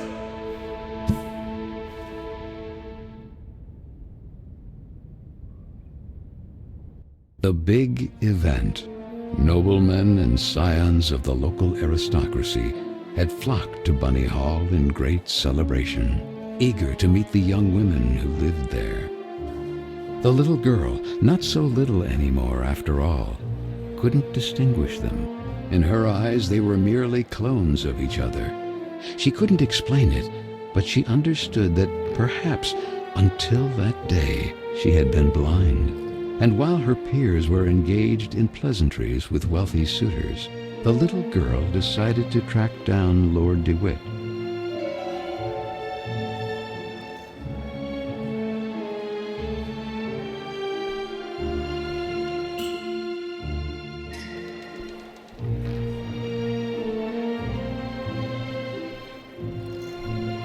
What a pretty damsel! Nice evening, isn't it? Would you allow me this dance? Me? Sorry, I have to pass. Come on, don't be shy. No, it's just... I'm looking for my knight. Don't concern yourself too much, miss. Your knight can only be in the VIP lounge or gambling his title at the gaming table. So he certainly wouldn't be upset if I steal you just long enough for a dance. Let's do this way. If you prove to me that you're up to it, I'll let you pass. Otherwise, you will owe me another dance. Okay. Shall we?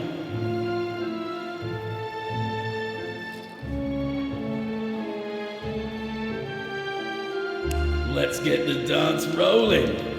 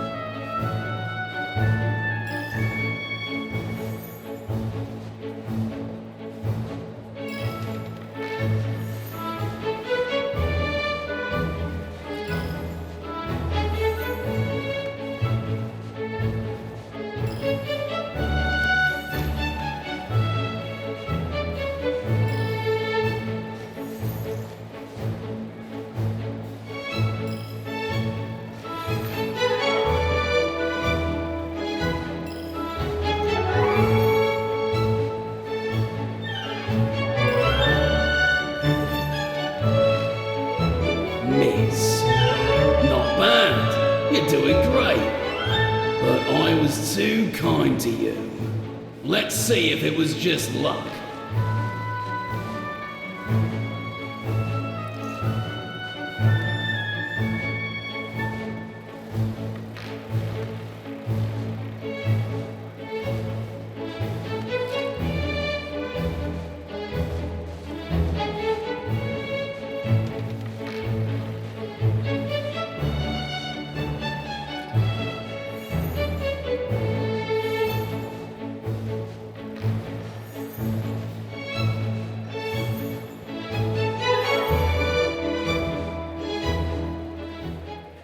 Miss, you have made me a very lucky man tonight. But a deal's a deal. Please go ahead and join your night. Don't hesitate to stop by and say hello from time to time. Feel free to ask me anything you need. Anything.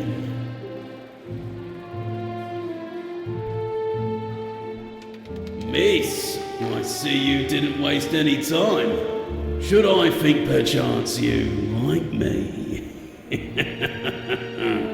Shall we?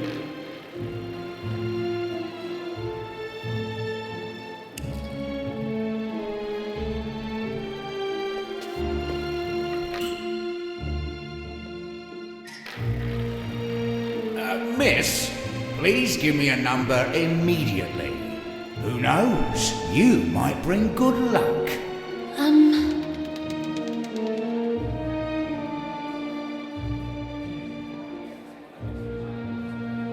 4 black. Les jours sont faits. Rien ne va plus.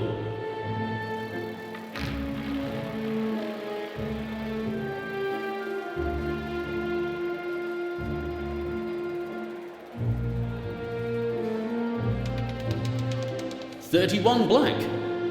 I'm very sorry. Ah, alas, miss. Could you be bringing bad luck, perhaps? What you need is one heck of a good luck charm. Miss, please give me another number, immediately. I feel like it's the right time.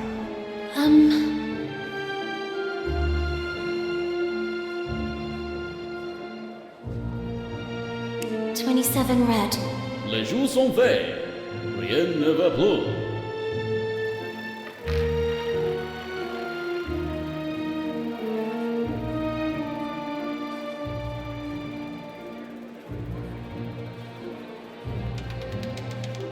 $24 black. I'm very sorry. Ah, alas,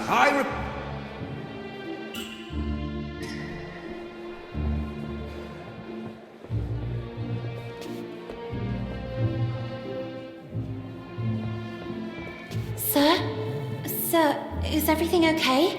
The gentleman in red did not answer her. Then the little girl noticed that a brass key was protruding from the man's pocket.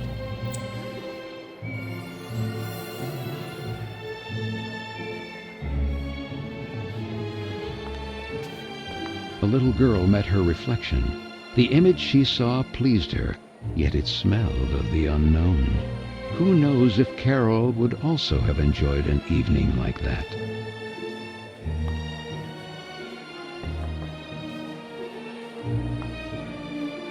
Go away! Marianne? Marianne, is that you? I already told you to leave. What are you doing locked in there? What happened? Lorna, just leave me alone. It's none of your business. But you're crying. I know you girls never liked me, but in times like this, we should support each other. Even after everything we've done to you? We don't have to be friends. For now, you can just let off steam. Then you can start calling me a rabbit or a weirdo again. Actually, it's not true that I never liked you. It's just that the others don't like you. And when you're part of a group, the others expect you to act in unison. But I don't know if I'm like that. If I feel like them, I would like to make a difference. Yet I fear being marginalized. Like tonight, that slimy scoundrel. I hope he's still out there rotting. What happened? From a ridiculous briefcase, he took out a toy mouse. I think he wanted to take advantage of the opportunity to look under my skirt. I kicked that mouse so hard it must have gone down the drain. And then, to get him away from me, I gave him Hinman's tranquilizers. I know that not all men are the same. There are some good ones too, but then why do they expect all of us to be the same? In any case, here, in case they ever come in handy, I'll stay here a little longer. Thank you. Oh, and Lorna? Yes? You're not weird at all.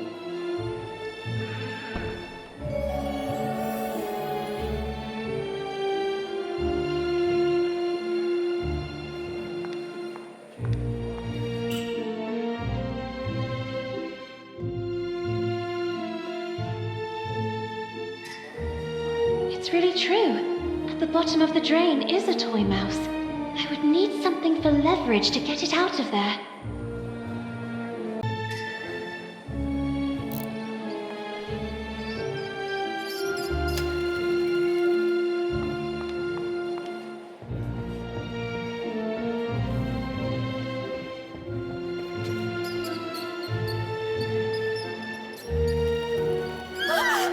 A mouse!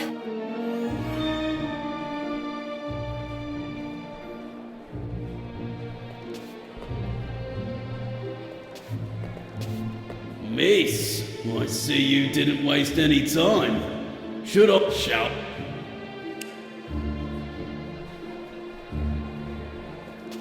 Miss, maybe I'll withdraw. Miss, withdraw.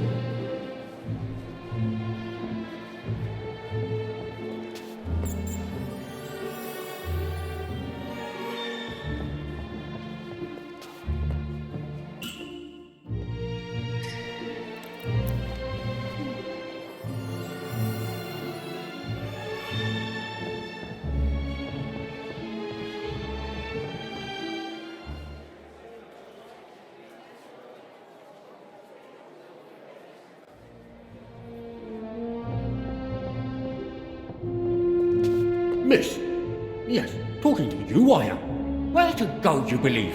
Huh? I have to meet Lord DeWitt. I think it is... This is the VIP lounge. Enter only for those with the right pass. If you don't have the passing, I can't let you pass. I mean, if you don't have to leave, I can't pass. Ah, damnation. If you don't pass with the pass, I can't pass over your pass without pass. I think I understand. In short, you need the pass.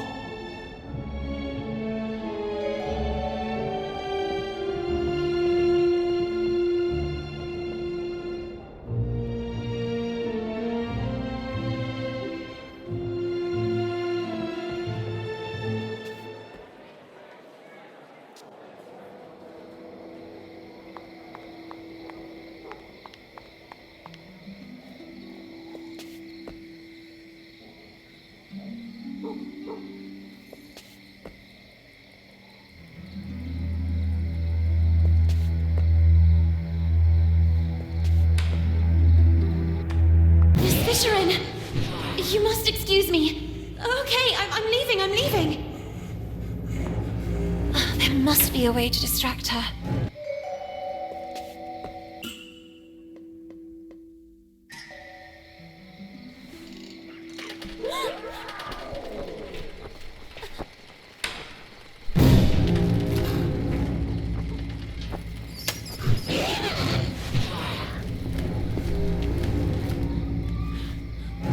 All clear.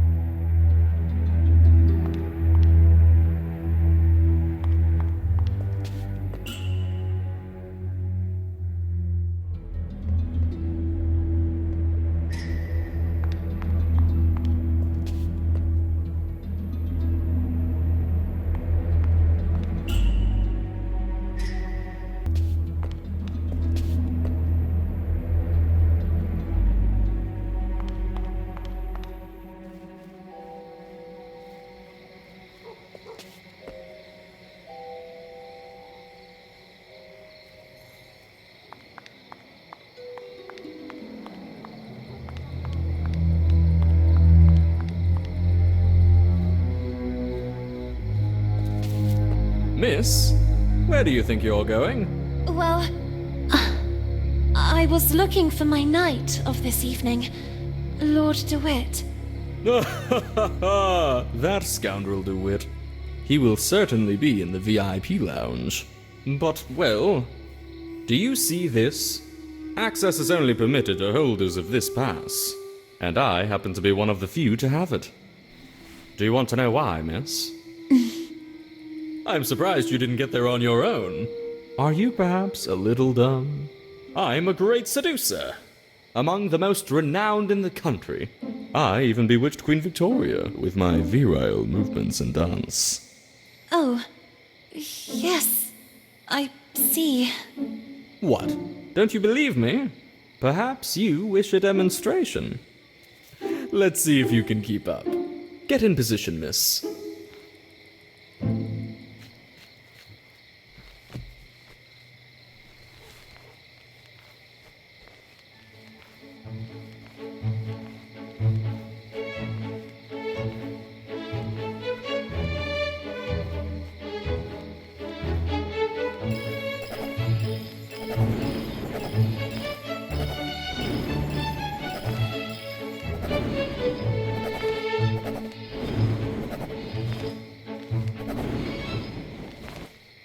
Miss, the trick is to stay fit. I don't drink that concoction of punch that others ingest. I always dilute everything with juice filled with vitamin C. And a nice slice of lemon. Now, go get me something to drink. Unless you want me to humiliate you for the umpteenth time. Oh, darn. That VIP lounge pass. There must be a way to get hold of it.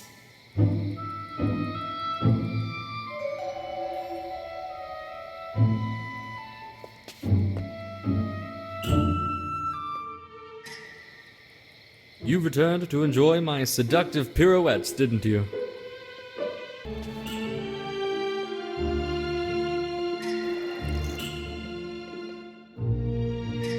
Miss, please give me a number immediately. Who knows? You might bring good luck. 35 black.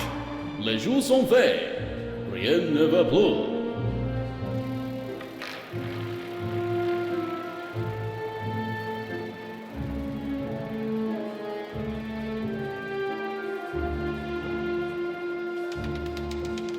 $35 black. Yes, miss. You are one lucky girl. Please take them. You deserve them.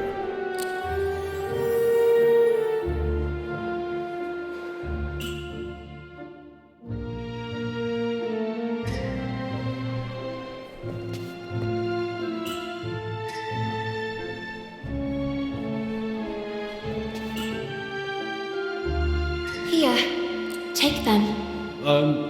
All right. but I've always thought that alcohol isn't good for you ladies. It makes you all flirtatious.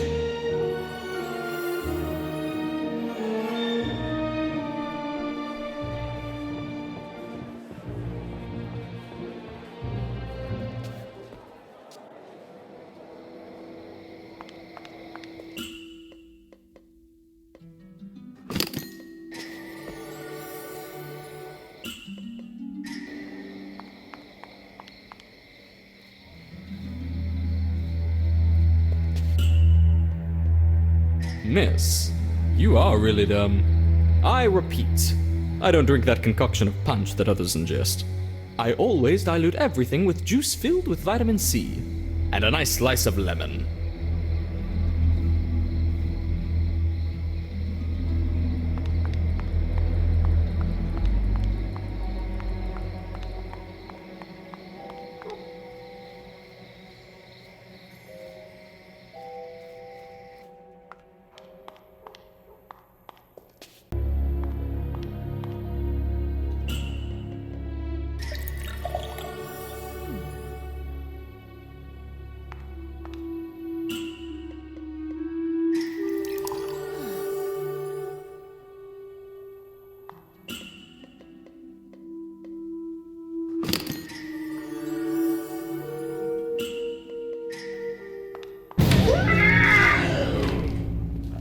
Miss Fisherin, please excuse me. You must forgive me. I must have gotten lost and... My science test assignment. The little girl seemed to really hear for the first time the voice of the gruff Miss Fisherin. I worked on it all night at the library. The next day, the others hid it from me out of spite. Professor Sullivan didn't believe me. And all these years, I really believed that I wouldn't be capable of succeeding. Maybe it was for the best. Maybe I wouldn't have been up to it. I could never accept yet another failure. Indeed you were up to it, and more. Your test was correct. For all these years, I chose to identify with what others saw of me. I preferred to believe myself inadequate, rather than accept the risk of another failure. Don't make the same mistake as I, Lorna. Don't be what others expect of you, or how others describe you. You are authentic when you are the faithful reflection of your own desires. And so it was, in fact, that for the first time the little girl saw Miss Fisherin as she really was, like Nora Fisherin, and no longer like the furious creature that lived in the gloomy attic of Bunny Hall. Thanks, Lorna. Thank you very much. What she had seen made her think, and the little girl's thoughts drifted to the sweet Amanda. And perhaps, just like for Miss Fisherin, the last word had not yet been written.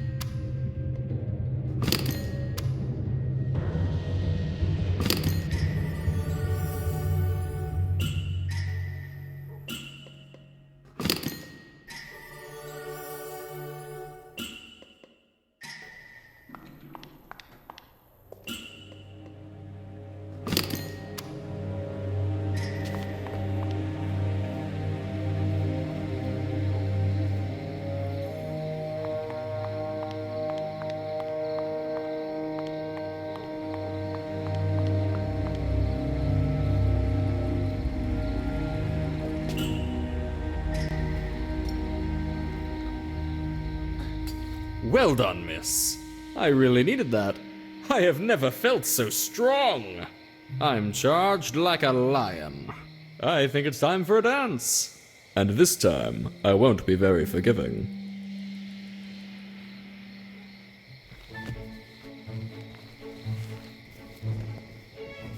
Charged. Like...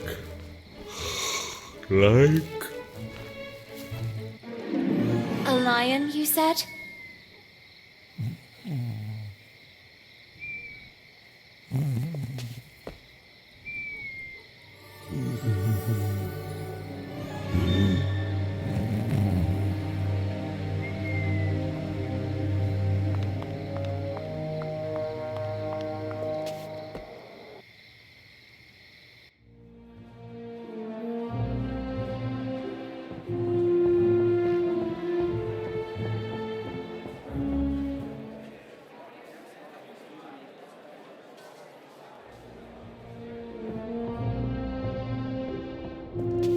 Miss. Yes, talking to you I am. Where to go, you believe? Here, take it. I have a pass for the VIP lounge. I hope you'll be kind enough to let me pass. I would be very honoured to pass you to him. But I mean, you may pass.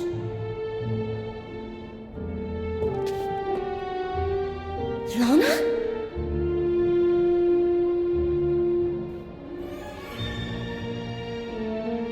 Miss Benton. You look even more radiant in this dress. I hope you like it. Would you favour me with a dance?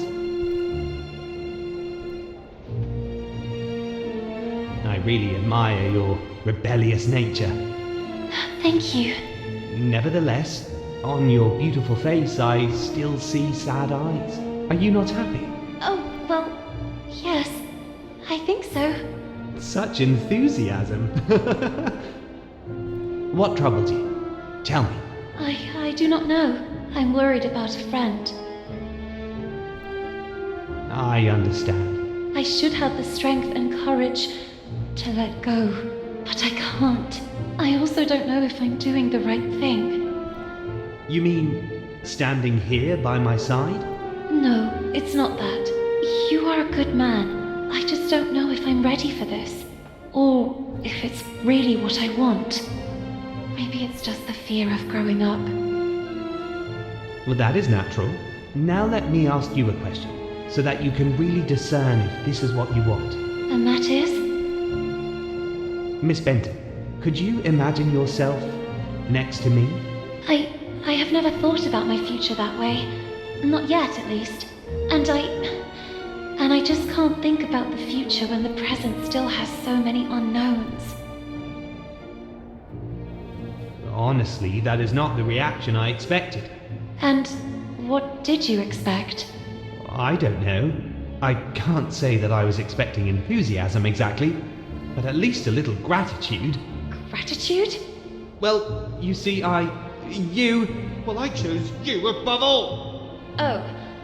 So just because you're a good match and out of many you chose me, I should owe you gratitude? And why me and not the others? What will happen to those who don't find a husband tonight? Or those who simply don't want a husband? And what will happen to all the others that don't fit your standards? Miss, I beg you. What will happen to those who simply want to decide for themselves? There are rules. Rules dictated by whom? Who decides who we should love, how to dress, how to behave? Why can't our distinguishing qualities define us? Miss Benton, this is how the world works. This is how it is decided. What is the point of having dreams and aspirations, aiming for a better future, if everything is already decided? What is the point of having a voice if no one knows how to listen to it? Let your voice be heard! Let your voice be heard, girls! Marcel, stop! You're making fun of me. I thought you liked my rebellious nature. But now I understand why. You hoped you could tame me like you do a filly. Twitty, my heart. Who is this slob you're with here? How could you replace me like this? Who are you? You scoundrel! My husband suspects us, and you go flirting flower to flower. Little duck from my pond, how could you betray me? My good man, there must be a misunderstanding. I don't know your lady. Basie, you're back. My dear gentleman, I demand a duel. Buttercup, I'm so sorry, but Twitty and I are one now, and no one will ever be able to separate us. I love him! Duel, duel. Thank you, Basie. Thank you with all my heart.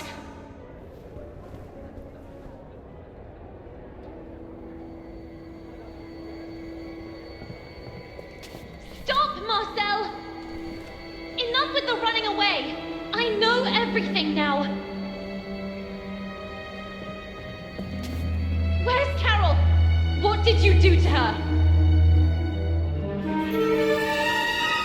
The little girl couldn't believe her eyes. You're a girl. I'm just Marcel. What happened to Carole? That's what I'm trying to understand too. But the other day, what were you doing near the theater in the basement of Bunny Hall? I saw you. I was stalking a shady figure. There was a nauseating stench down there. They were throwing things into the fire.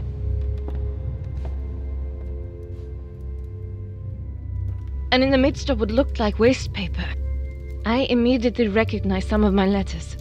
And Carole's handwriting. I was trying to get them out when suddenly I heard you coming.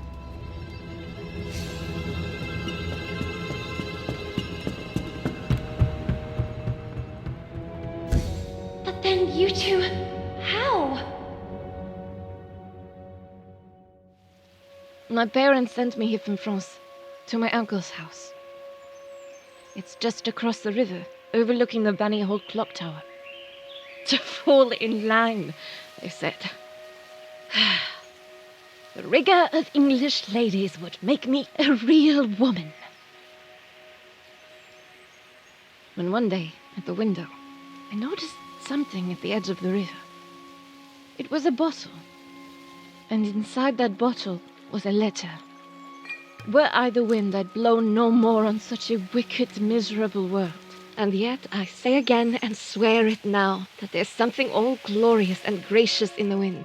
It was Moby Dick. I recognized it immediately. I'd read it so many times.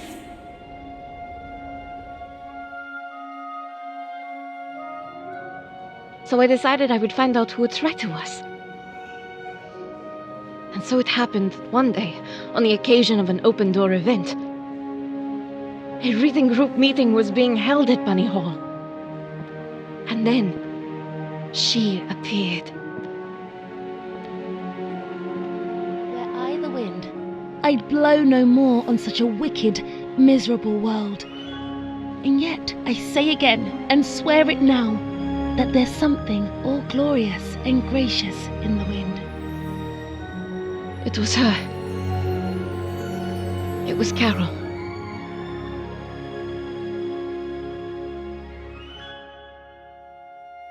It all started like this. I left a letter for her, and we started writing to each other. My aunt and uncle soon discovered our correspondence and threw a wrench in the works. So Carole put her messages in bottles left to flow along the riverbank. I slipped mine to her among the newspapers sorted at Bunny Hall. And then what happened? We planned to run away together and join the suffragettes. I was waiting for a message from her in the usual bottle, in which she would establish the time, the method, and the signal. But that message never arrived. That letter! I saw it! It was in the flames! Someone must have found it and made it disappear, trying to cover up everything else. But who? What do you think really happened to her? Nothing good, I fear. Especially after finding these in the heater. Carole's glasses. Then you took these out. One moment. Now I remember. It's not the bottom of a glass, but the missing lens.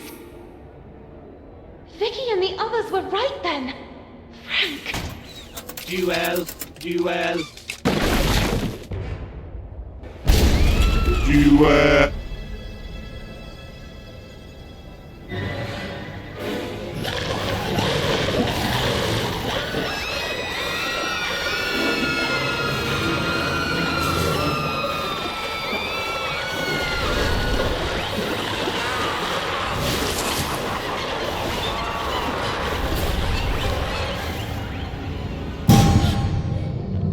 To the tower! The clock tower! We'll catch up there! Go!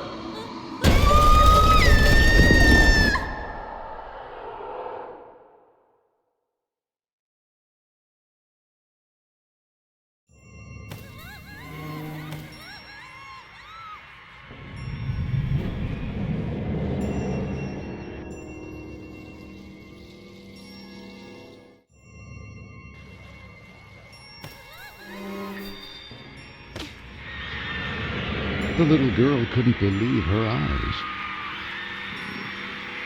Bunny Hall was in a frenzy. And Frank, he had always been behind all this.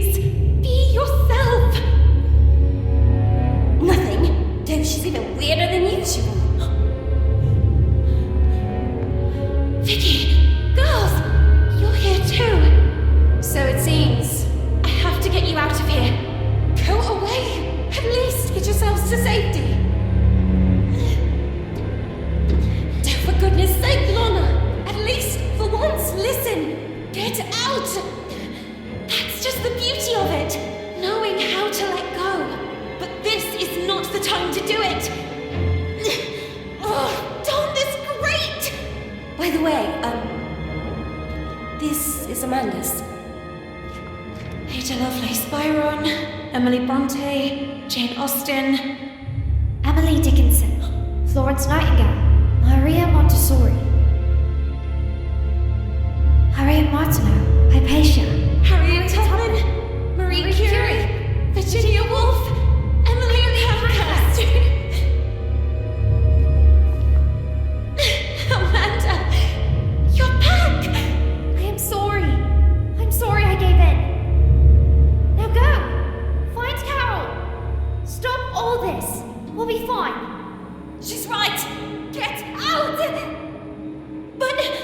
Lana, I won't forget. Now go! Quick! Find Carole! Save Carola!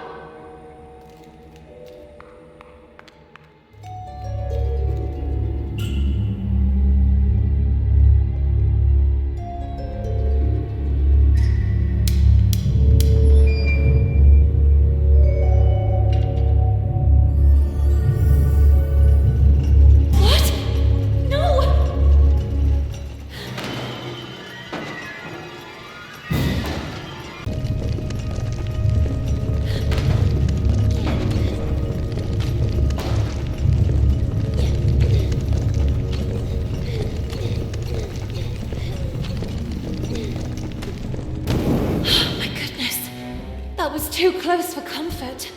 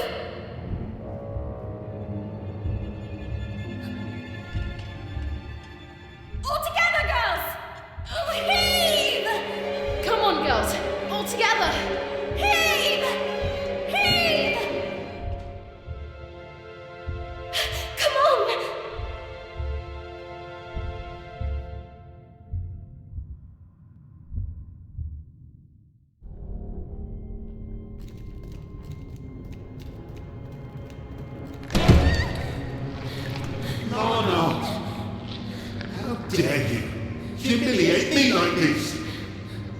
Rejecting me? You, an insignificant bimbo. You women are nothing. Nothing without us.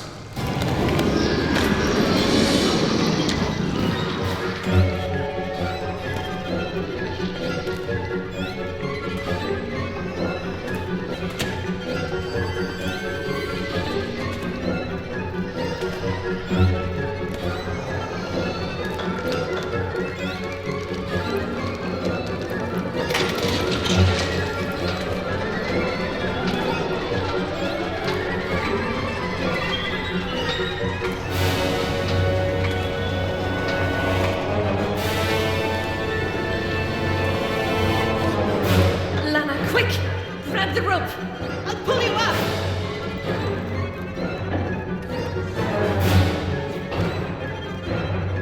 The crate! Move that crate!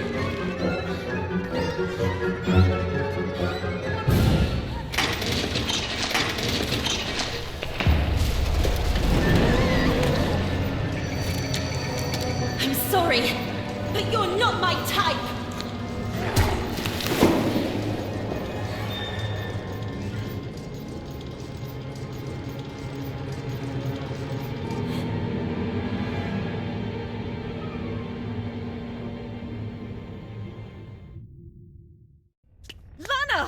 You did it! Miss Benton, are you okay? I never should have pushed you into the arms of that creep DeWitt. In that moment, Frank, the Rust Man, suddenly appeared from the shadows. Frank! What happened to Carole? What did you do to her? Frank? Are you the one responsible for all this? We even have proof. Carole's glasses. Her letters! Wasn't everything destroyed? It's over. It's time to take off the mask. That night, it was you that pushed her. Who are you talking about? Now I remember. He was stalking a suspicious figure. I saw them throw things into the stove. That nauseating stench. Your older queen. You! It was you! What? That vague and disinterested attitude of yours. I've been keeping an eye on you, you know. Why did you venture into the park late at night? Having wanted to suspend the work all this time. Since that very night. What were you hoping to find? Stop, now! The things didn't go well for you. And it was me who recovered the lens from Miss Carole's glasses.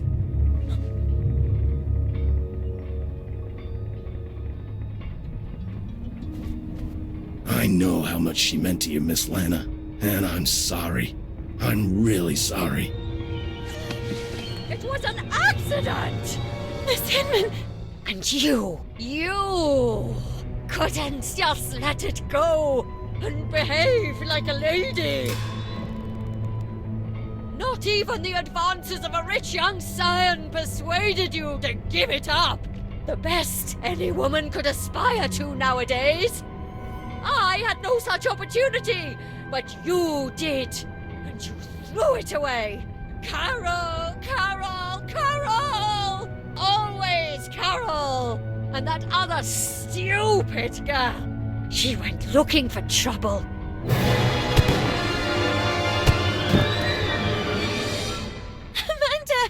How? It was me. I freed them. I could no longer be your accomplice. Oh! No! You don't understand. She was running away. She fell. The breach. It all happened by chance. This is why you tried to dispose of the evidence? The wind. If it hadn't been for that damn storm, I would have already recovered everything, and in time. Swept away. And who knows where all that other waste paper ended up? It's really true. There's something all glorious and gracious in the wind. You have to understand me. If the matter had come to light, goodbye to the corporate collective. Goodbye to all this. All this? Do you really believe that all this is what we really want? Reduced to slaughter animals? Locked in cages?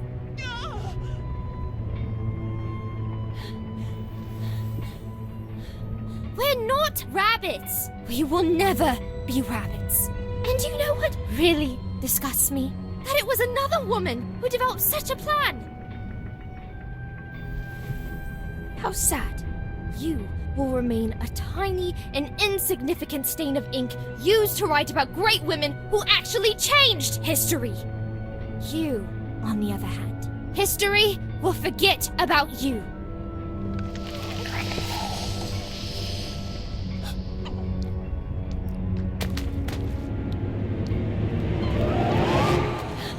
Let her go. And Carole? It's over, Lana. No! How could it be over? Carole! Lana, Carole is no longer here. No! No! No! There's nothing we can do, Lana. Be strong. You have to let her go. No! No! Poor girl. So small and inadequate that you can't even accept it. When will you learn that every action has a weight and a consequence? You really have no intention of growing up. You don't accept that time passes inexorably, and you continue clinging to the past like a parasite. So if that's what you want, backward!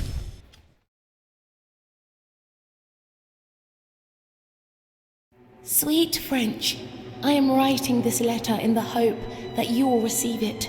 I have decided to leave this place, once and for all. Here at Bunny Hall, I won't be able to have the future I want. My fate is already sealed.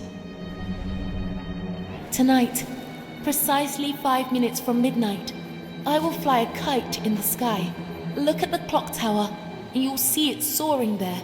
This will be my signal to you that I'm ready to leave this place behind, forever. I've studied Frank's movements. The disinfestation work starts 5 minutes before midnight. 5. Frank detonates a first explosion north of the park, just beyond the gate.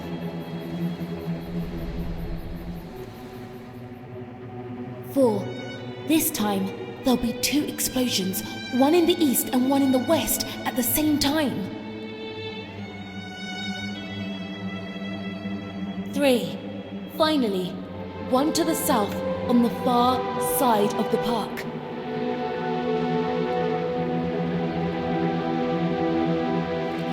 2. The charges will cease for just 2 minutes. Meanwhile, as Frank makes his way towards the gate that from the park leads back to Bunny Hall, it will remain open.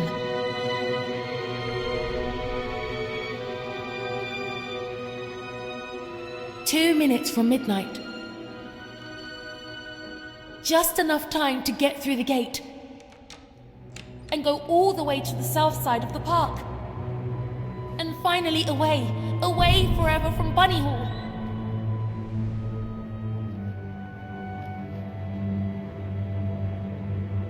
1. Frank will close the gate behind him. That will be the point of no return. Carole!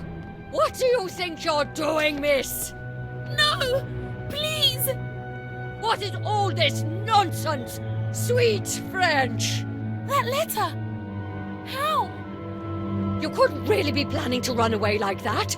I've already arranged your transfer. I gave my word. I beg you! You are grounded, young lady. And thank the heavens that I figured all this out just in time. Enough now. Come back immediately. I won't say it twice! I beg you! Let me go! You are a disgrace! No!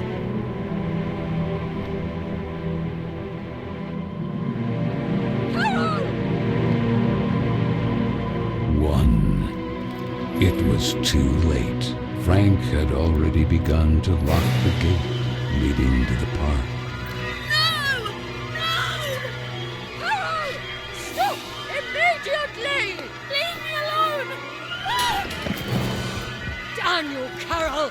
That's dangerous! Come back immediately!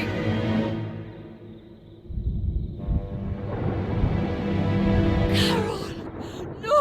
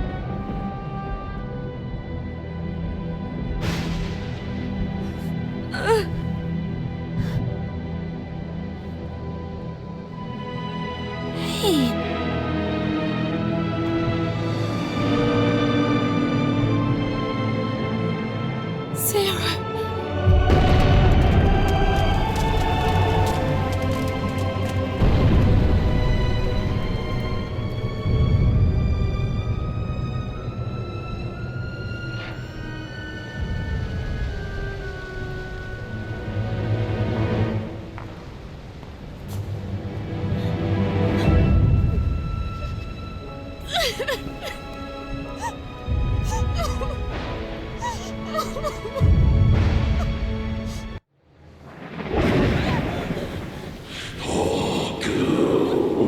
Now I understand why you hope so much to turn back the hands of time, rectify your foolish actions. No! No! I couldn't have known things would end up like this!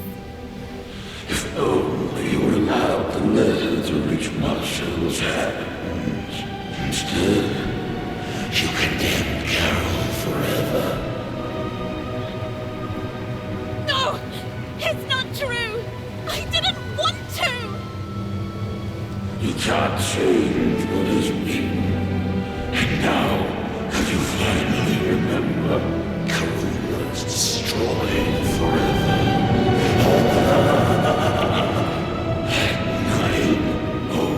How you hoped you would bring things back. And that's where time stopped. And that reach for that imaginary kingdom of yours. My dear, it's all thanks to you. What more do you want? You, Carole, regardless of its status, the kingdom is still yours by right. Grant me Carole legitimately, and I will give you the gift you desire most of all. And what would that be? That all of this never happened. I can wipe it out forever. Bringing things back. Isn't that what you wanted? And take you back to those forgotten happy days. I will grant you your mother for all eternity. And be quick. The clock is ticking furiously. My mother? You have my word.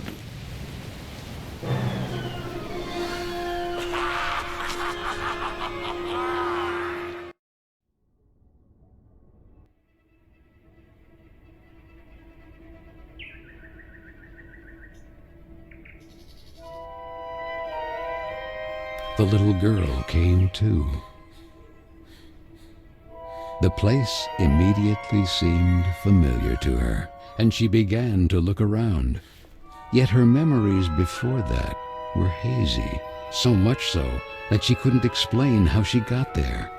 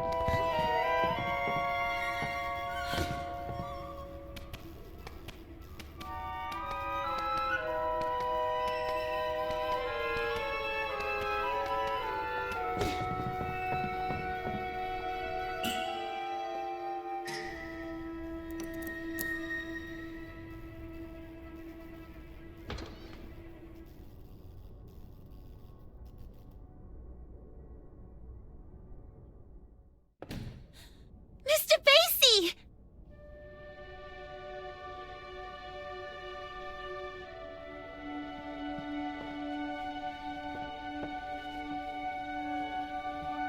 Mr. Basie! I remember you! Merry Christmas, my child. Mum!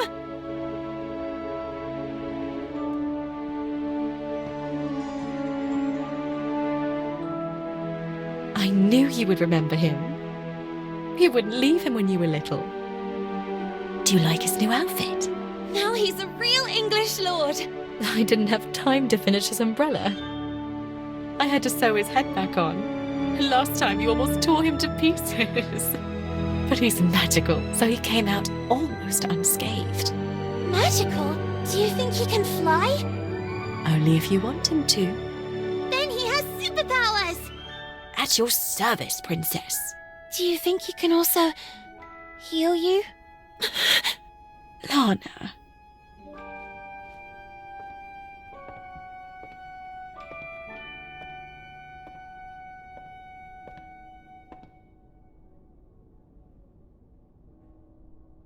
Whatever happens, never keep clinging to the past, trying in vain to change it.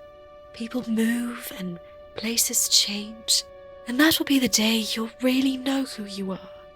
And you will learn to accept that time passes, that things change, and know how to let go.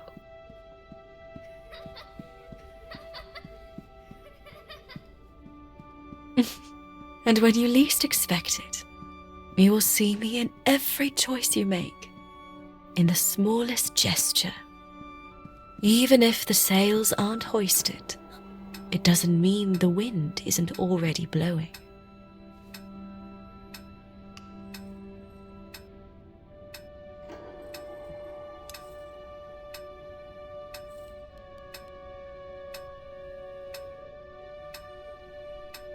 But wait a second. Even if the sails aren't hoisted, it doesn't mean the wind isn't already blowing.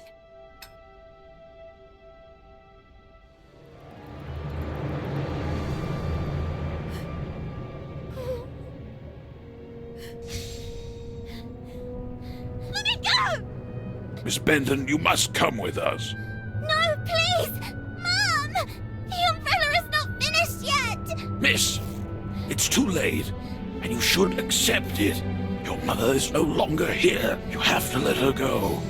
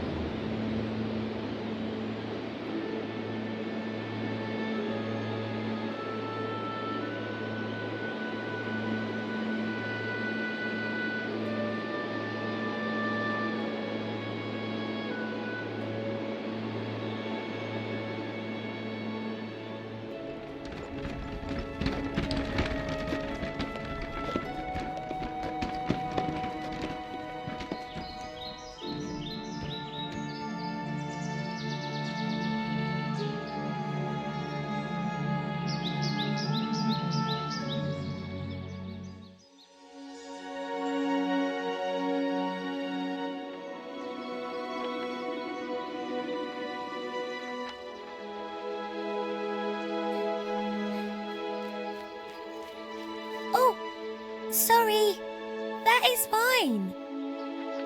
Hey, you're new, right? I'm Carole. Lana. I know, I get it.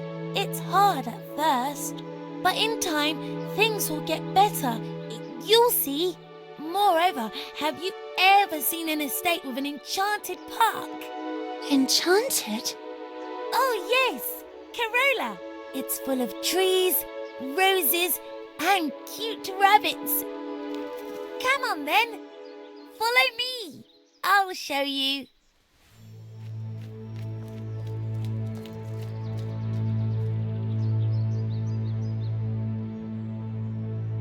Three, 2, 1, 0. Isn't it beautiful? Yes.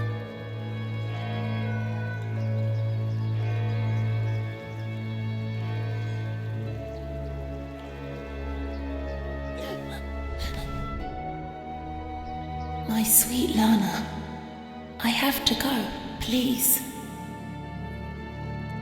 Let me go. No.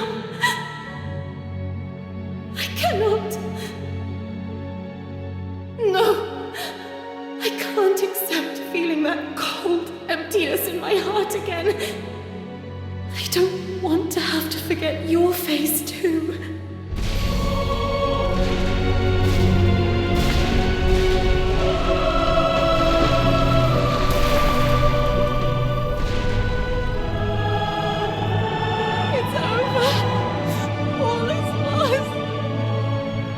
No, not while you're around. But what could I possibly... People go, places change. One day you'll learn to accept it. And that will be the day you really know who you are. And that day is today.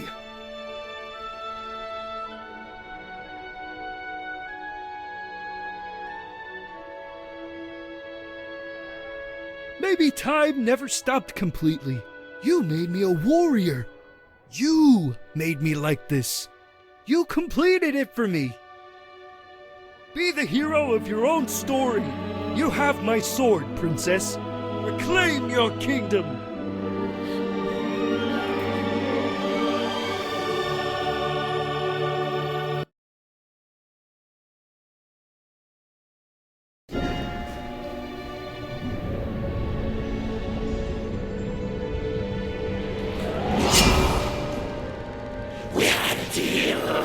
Well said. We had.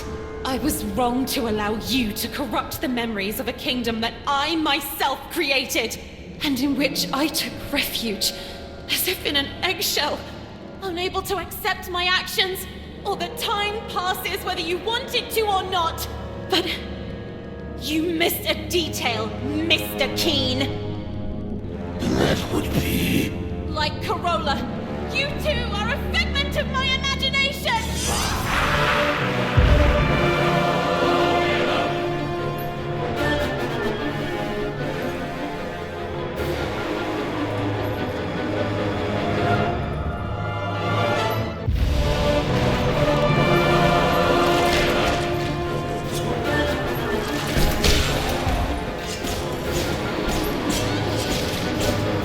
You fight for a kingdom that you yourself gave up.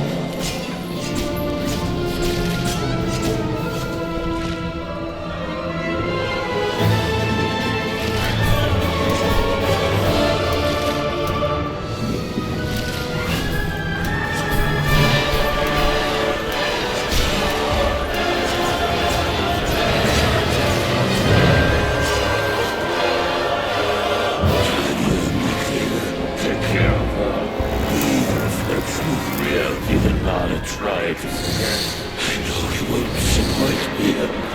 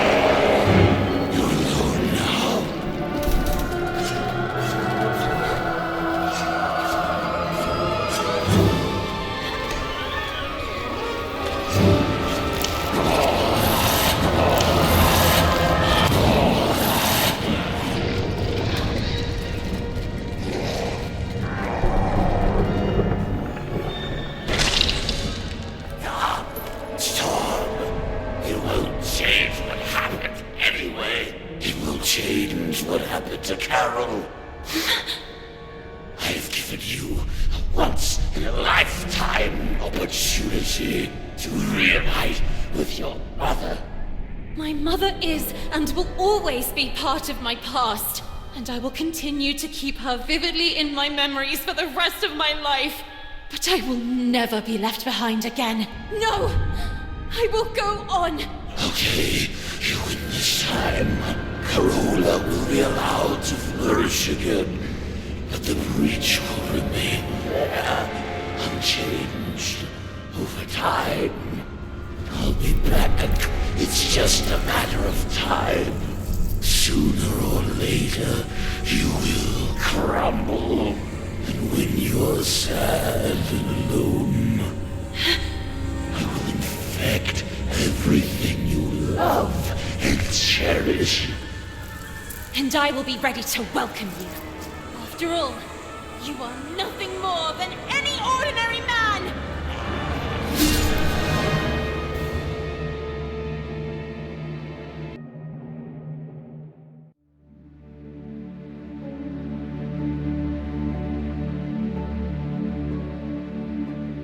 Why do I feel like I'm reliving a moment I've already lived? You, me, on this bench, all of this. AC, I'm sorry. It's my fault. Carola, it's too late. It's never too late. Look, there is no seed that goes to waste. If it thrives in a freshly bloomed flower, so Carola will flourish again. And I, with you by my side. No, Princess, you said it right. This is not your place. It's time for you to return home. To your real home. It will be up to me and the other spirits to restore the kingdom of Carola to its former splendor. The time has come to say goodbye. A handshake and off we go? I really don't know. Goodbyes have never been my thing. And what if you need me? I know you'll always be there, because I can feel it strongly inside me. Now? What will you do? What does such a small and inadequate girl do in a world made of ash, tar, and coal?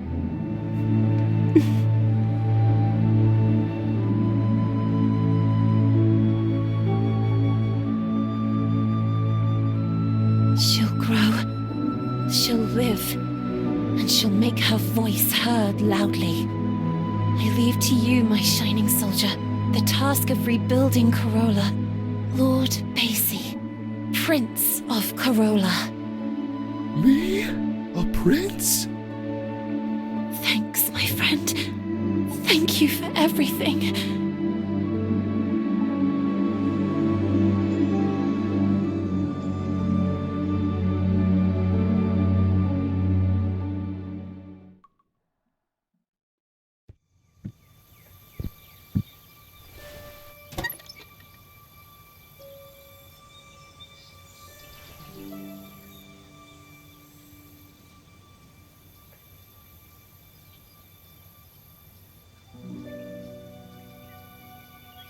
Sweet Lana, this is Marcel.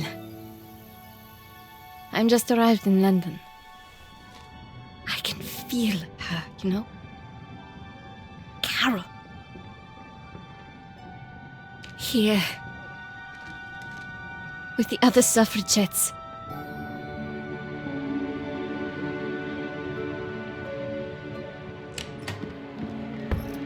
Ready?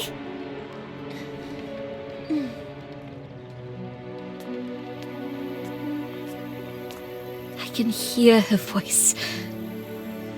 And I feel her alive, blossoming again, even inside me.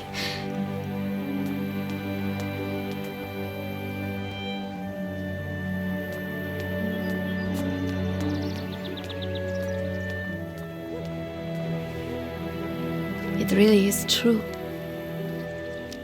There is no seed that goes to waste if it thrives in a freshly bloomed flower.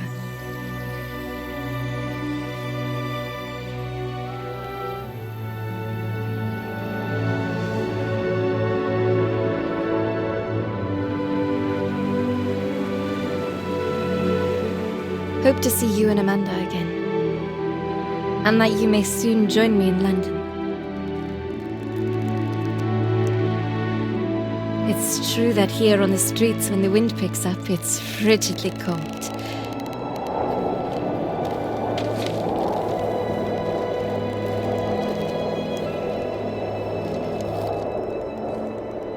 And yet, I say again and swear it now, that there's something all glorious and gracious in the wind.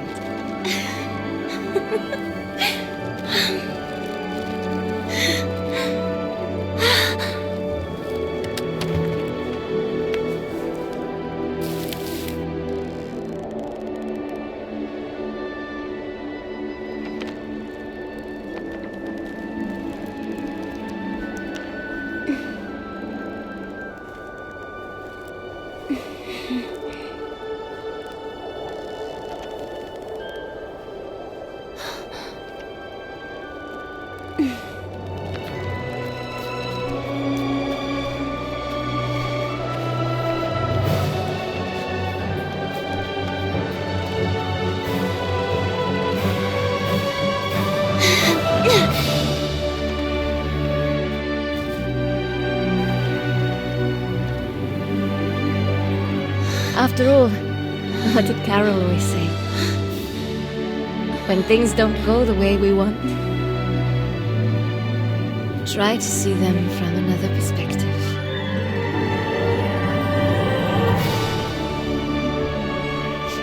Sweet Carole.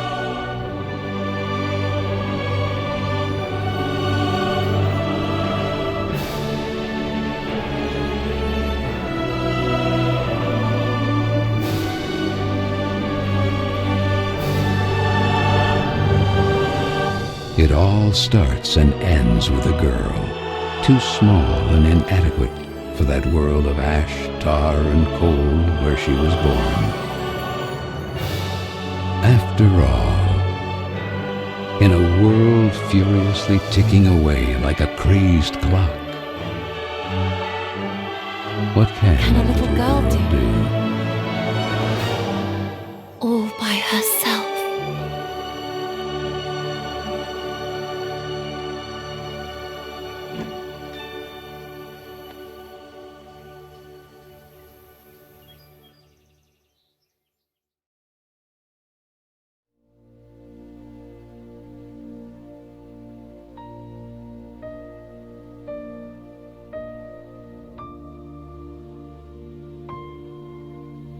A voice is gently lingering. It's carried by the wind, a soft and comforting memory.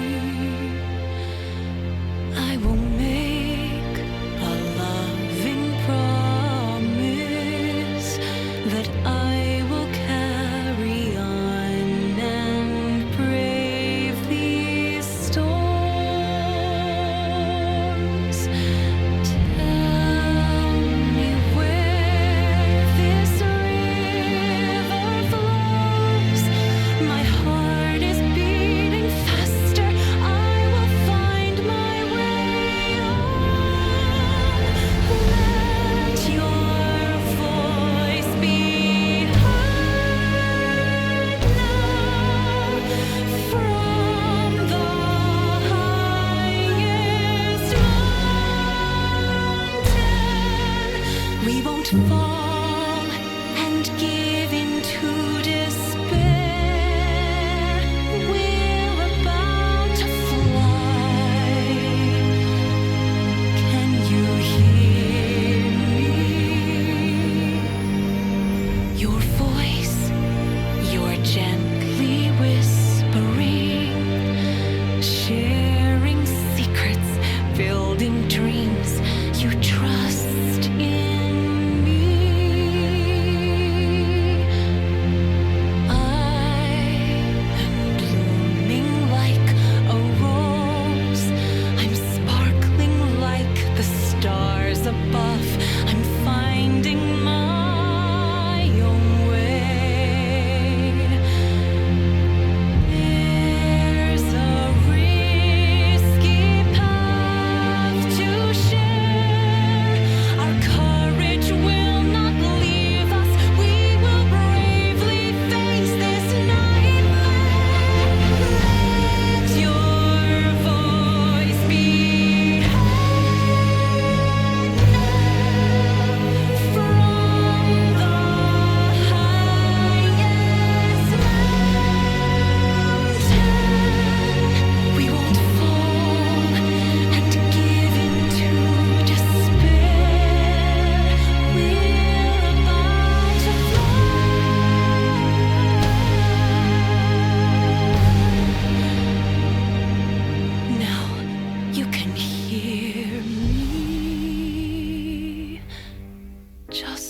Let us be carried by the wind, carried by the wind, carried by the wind.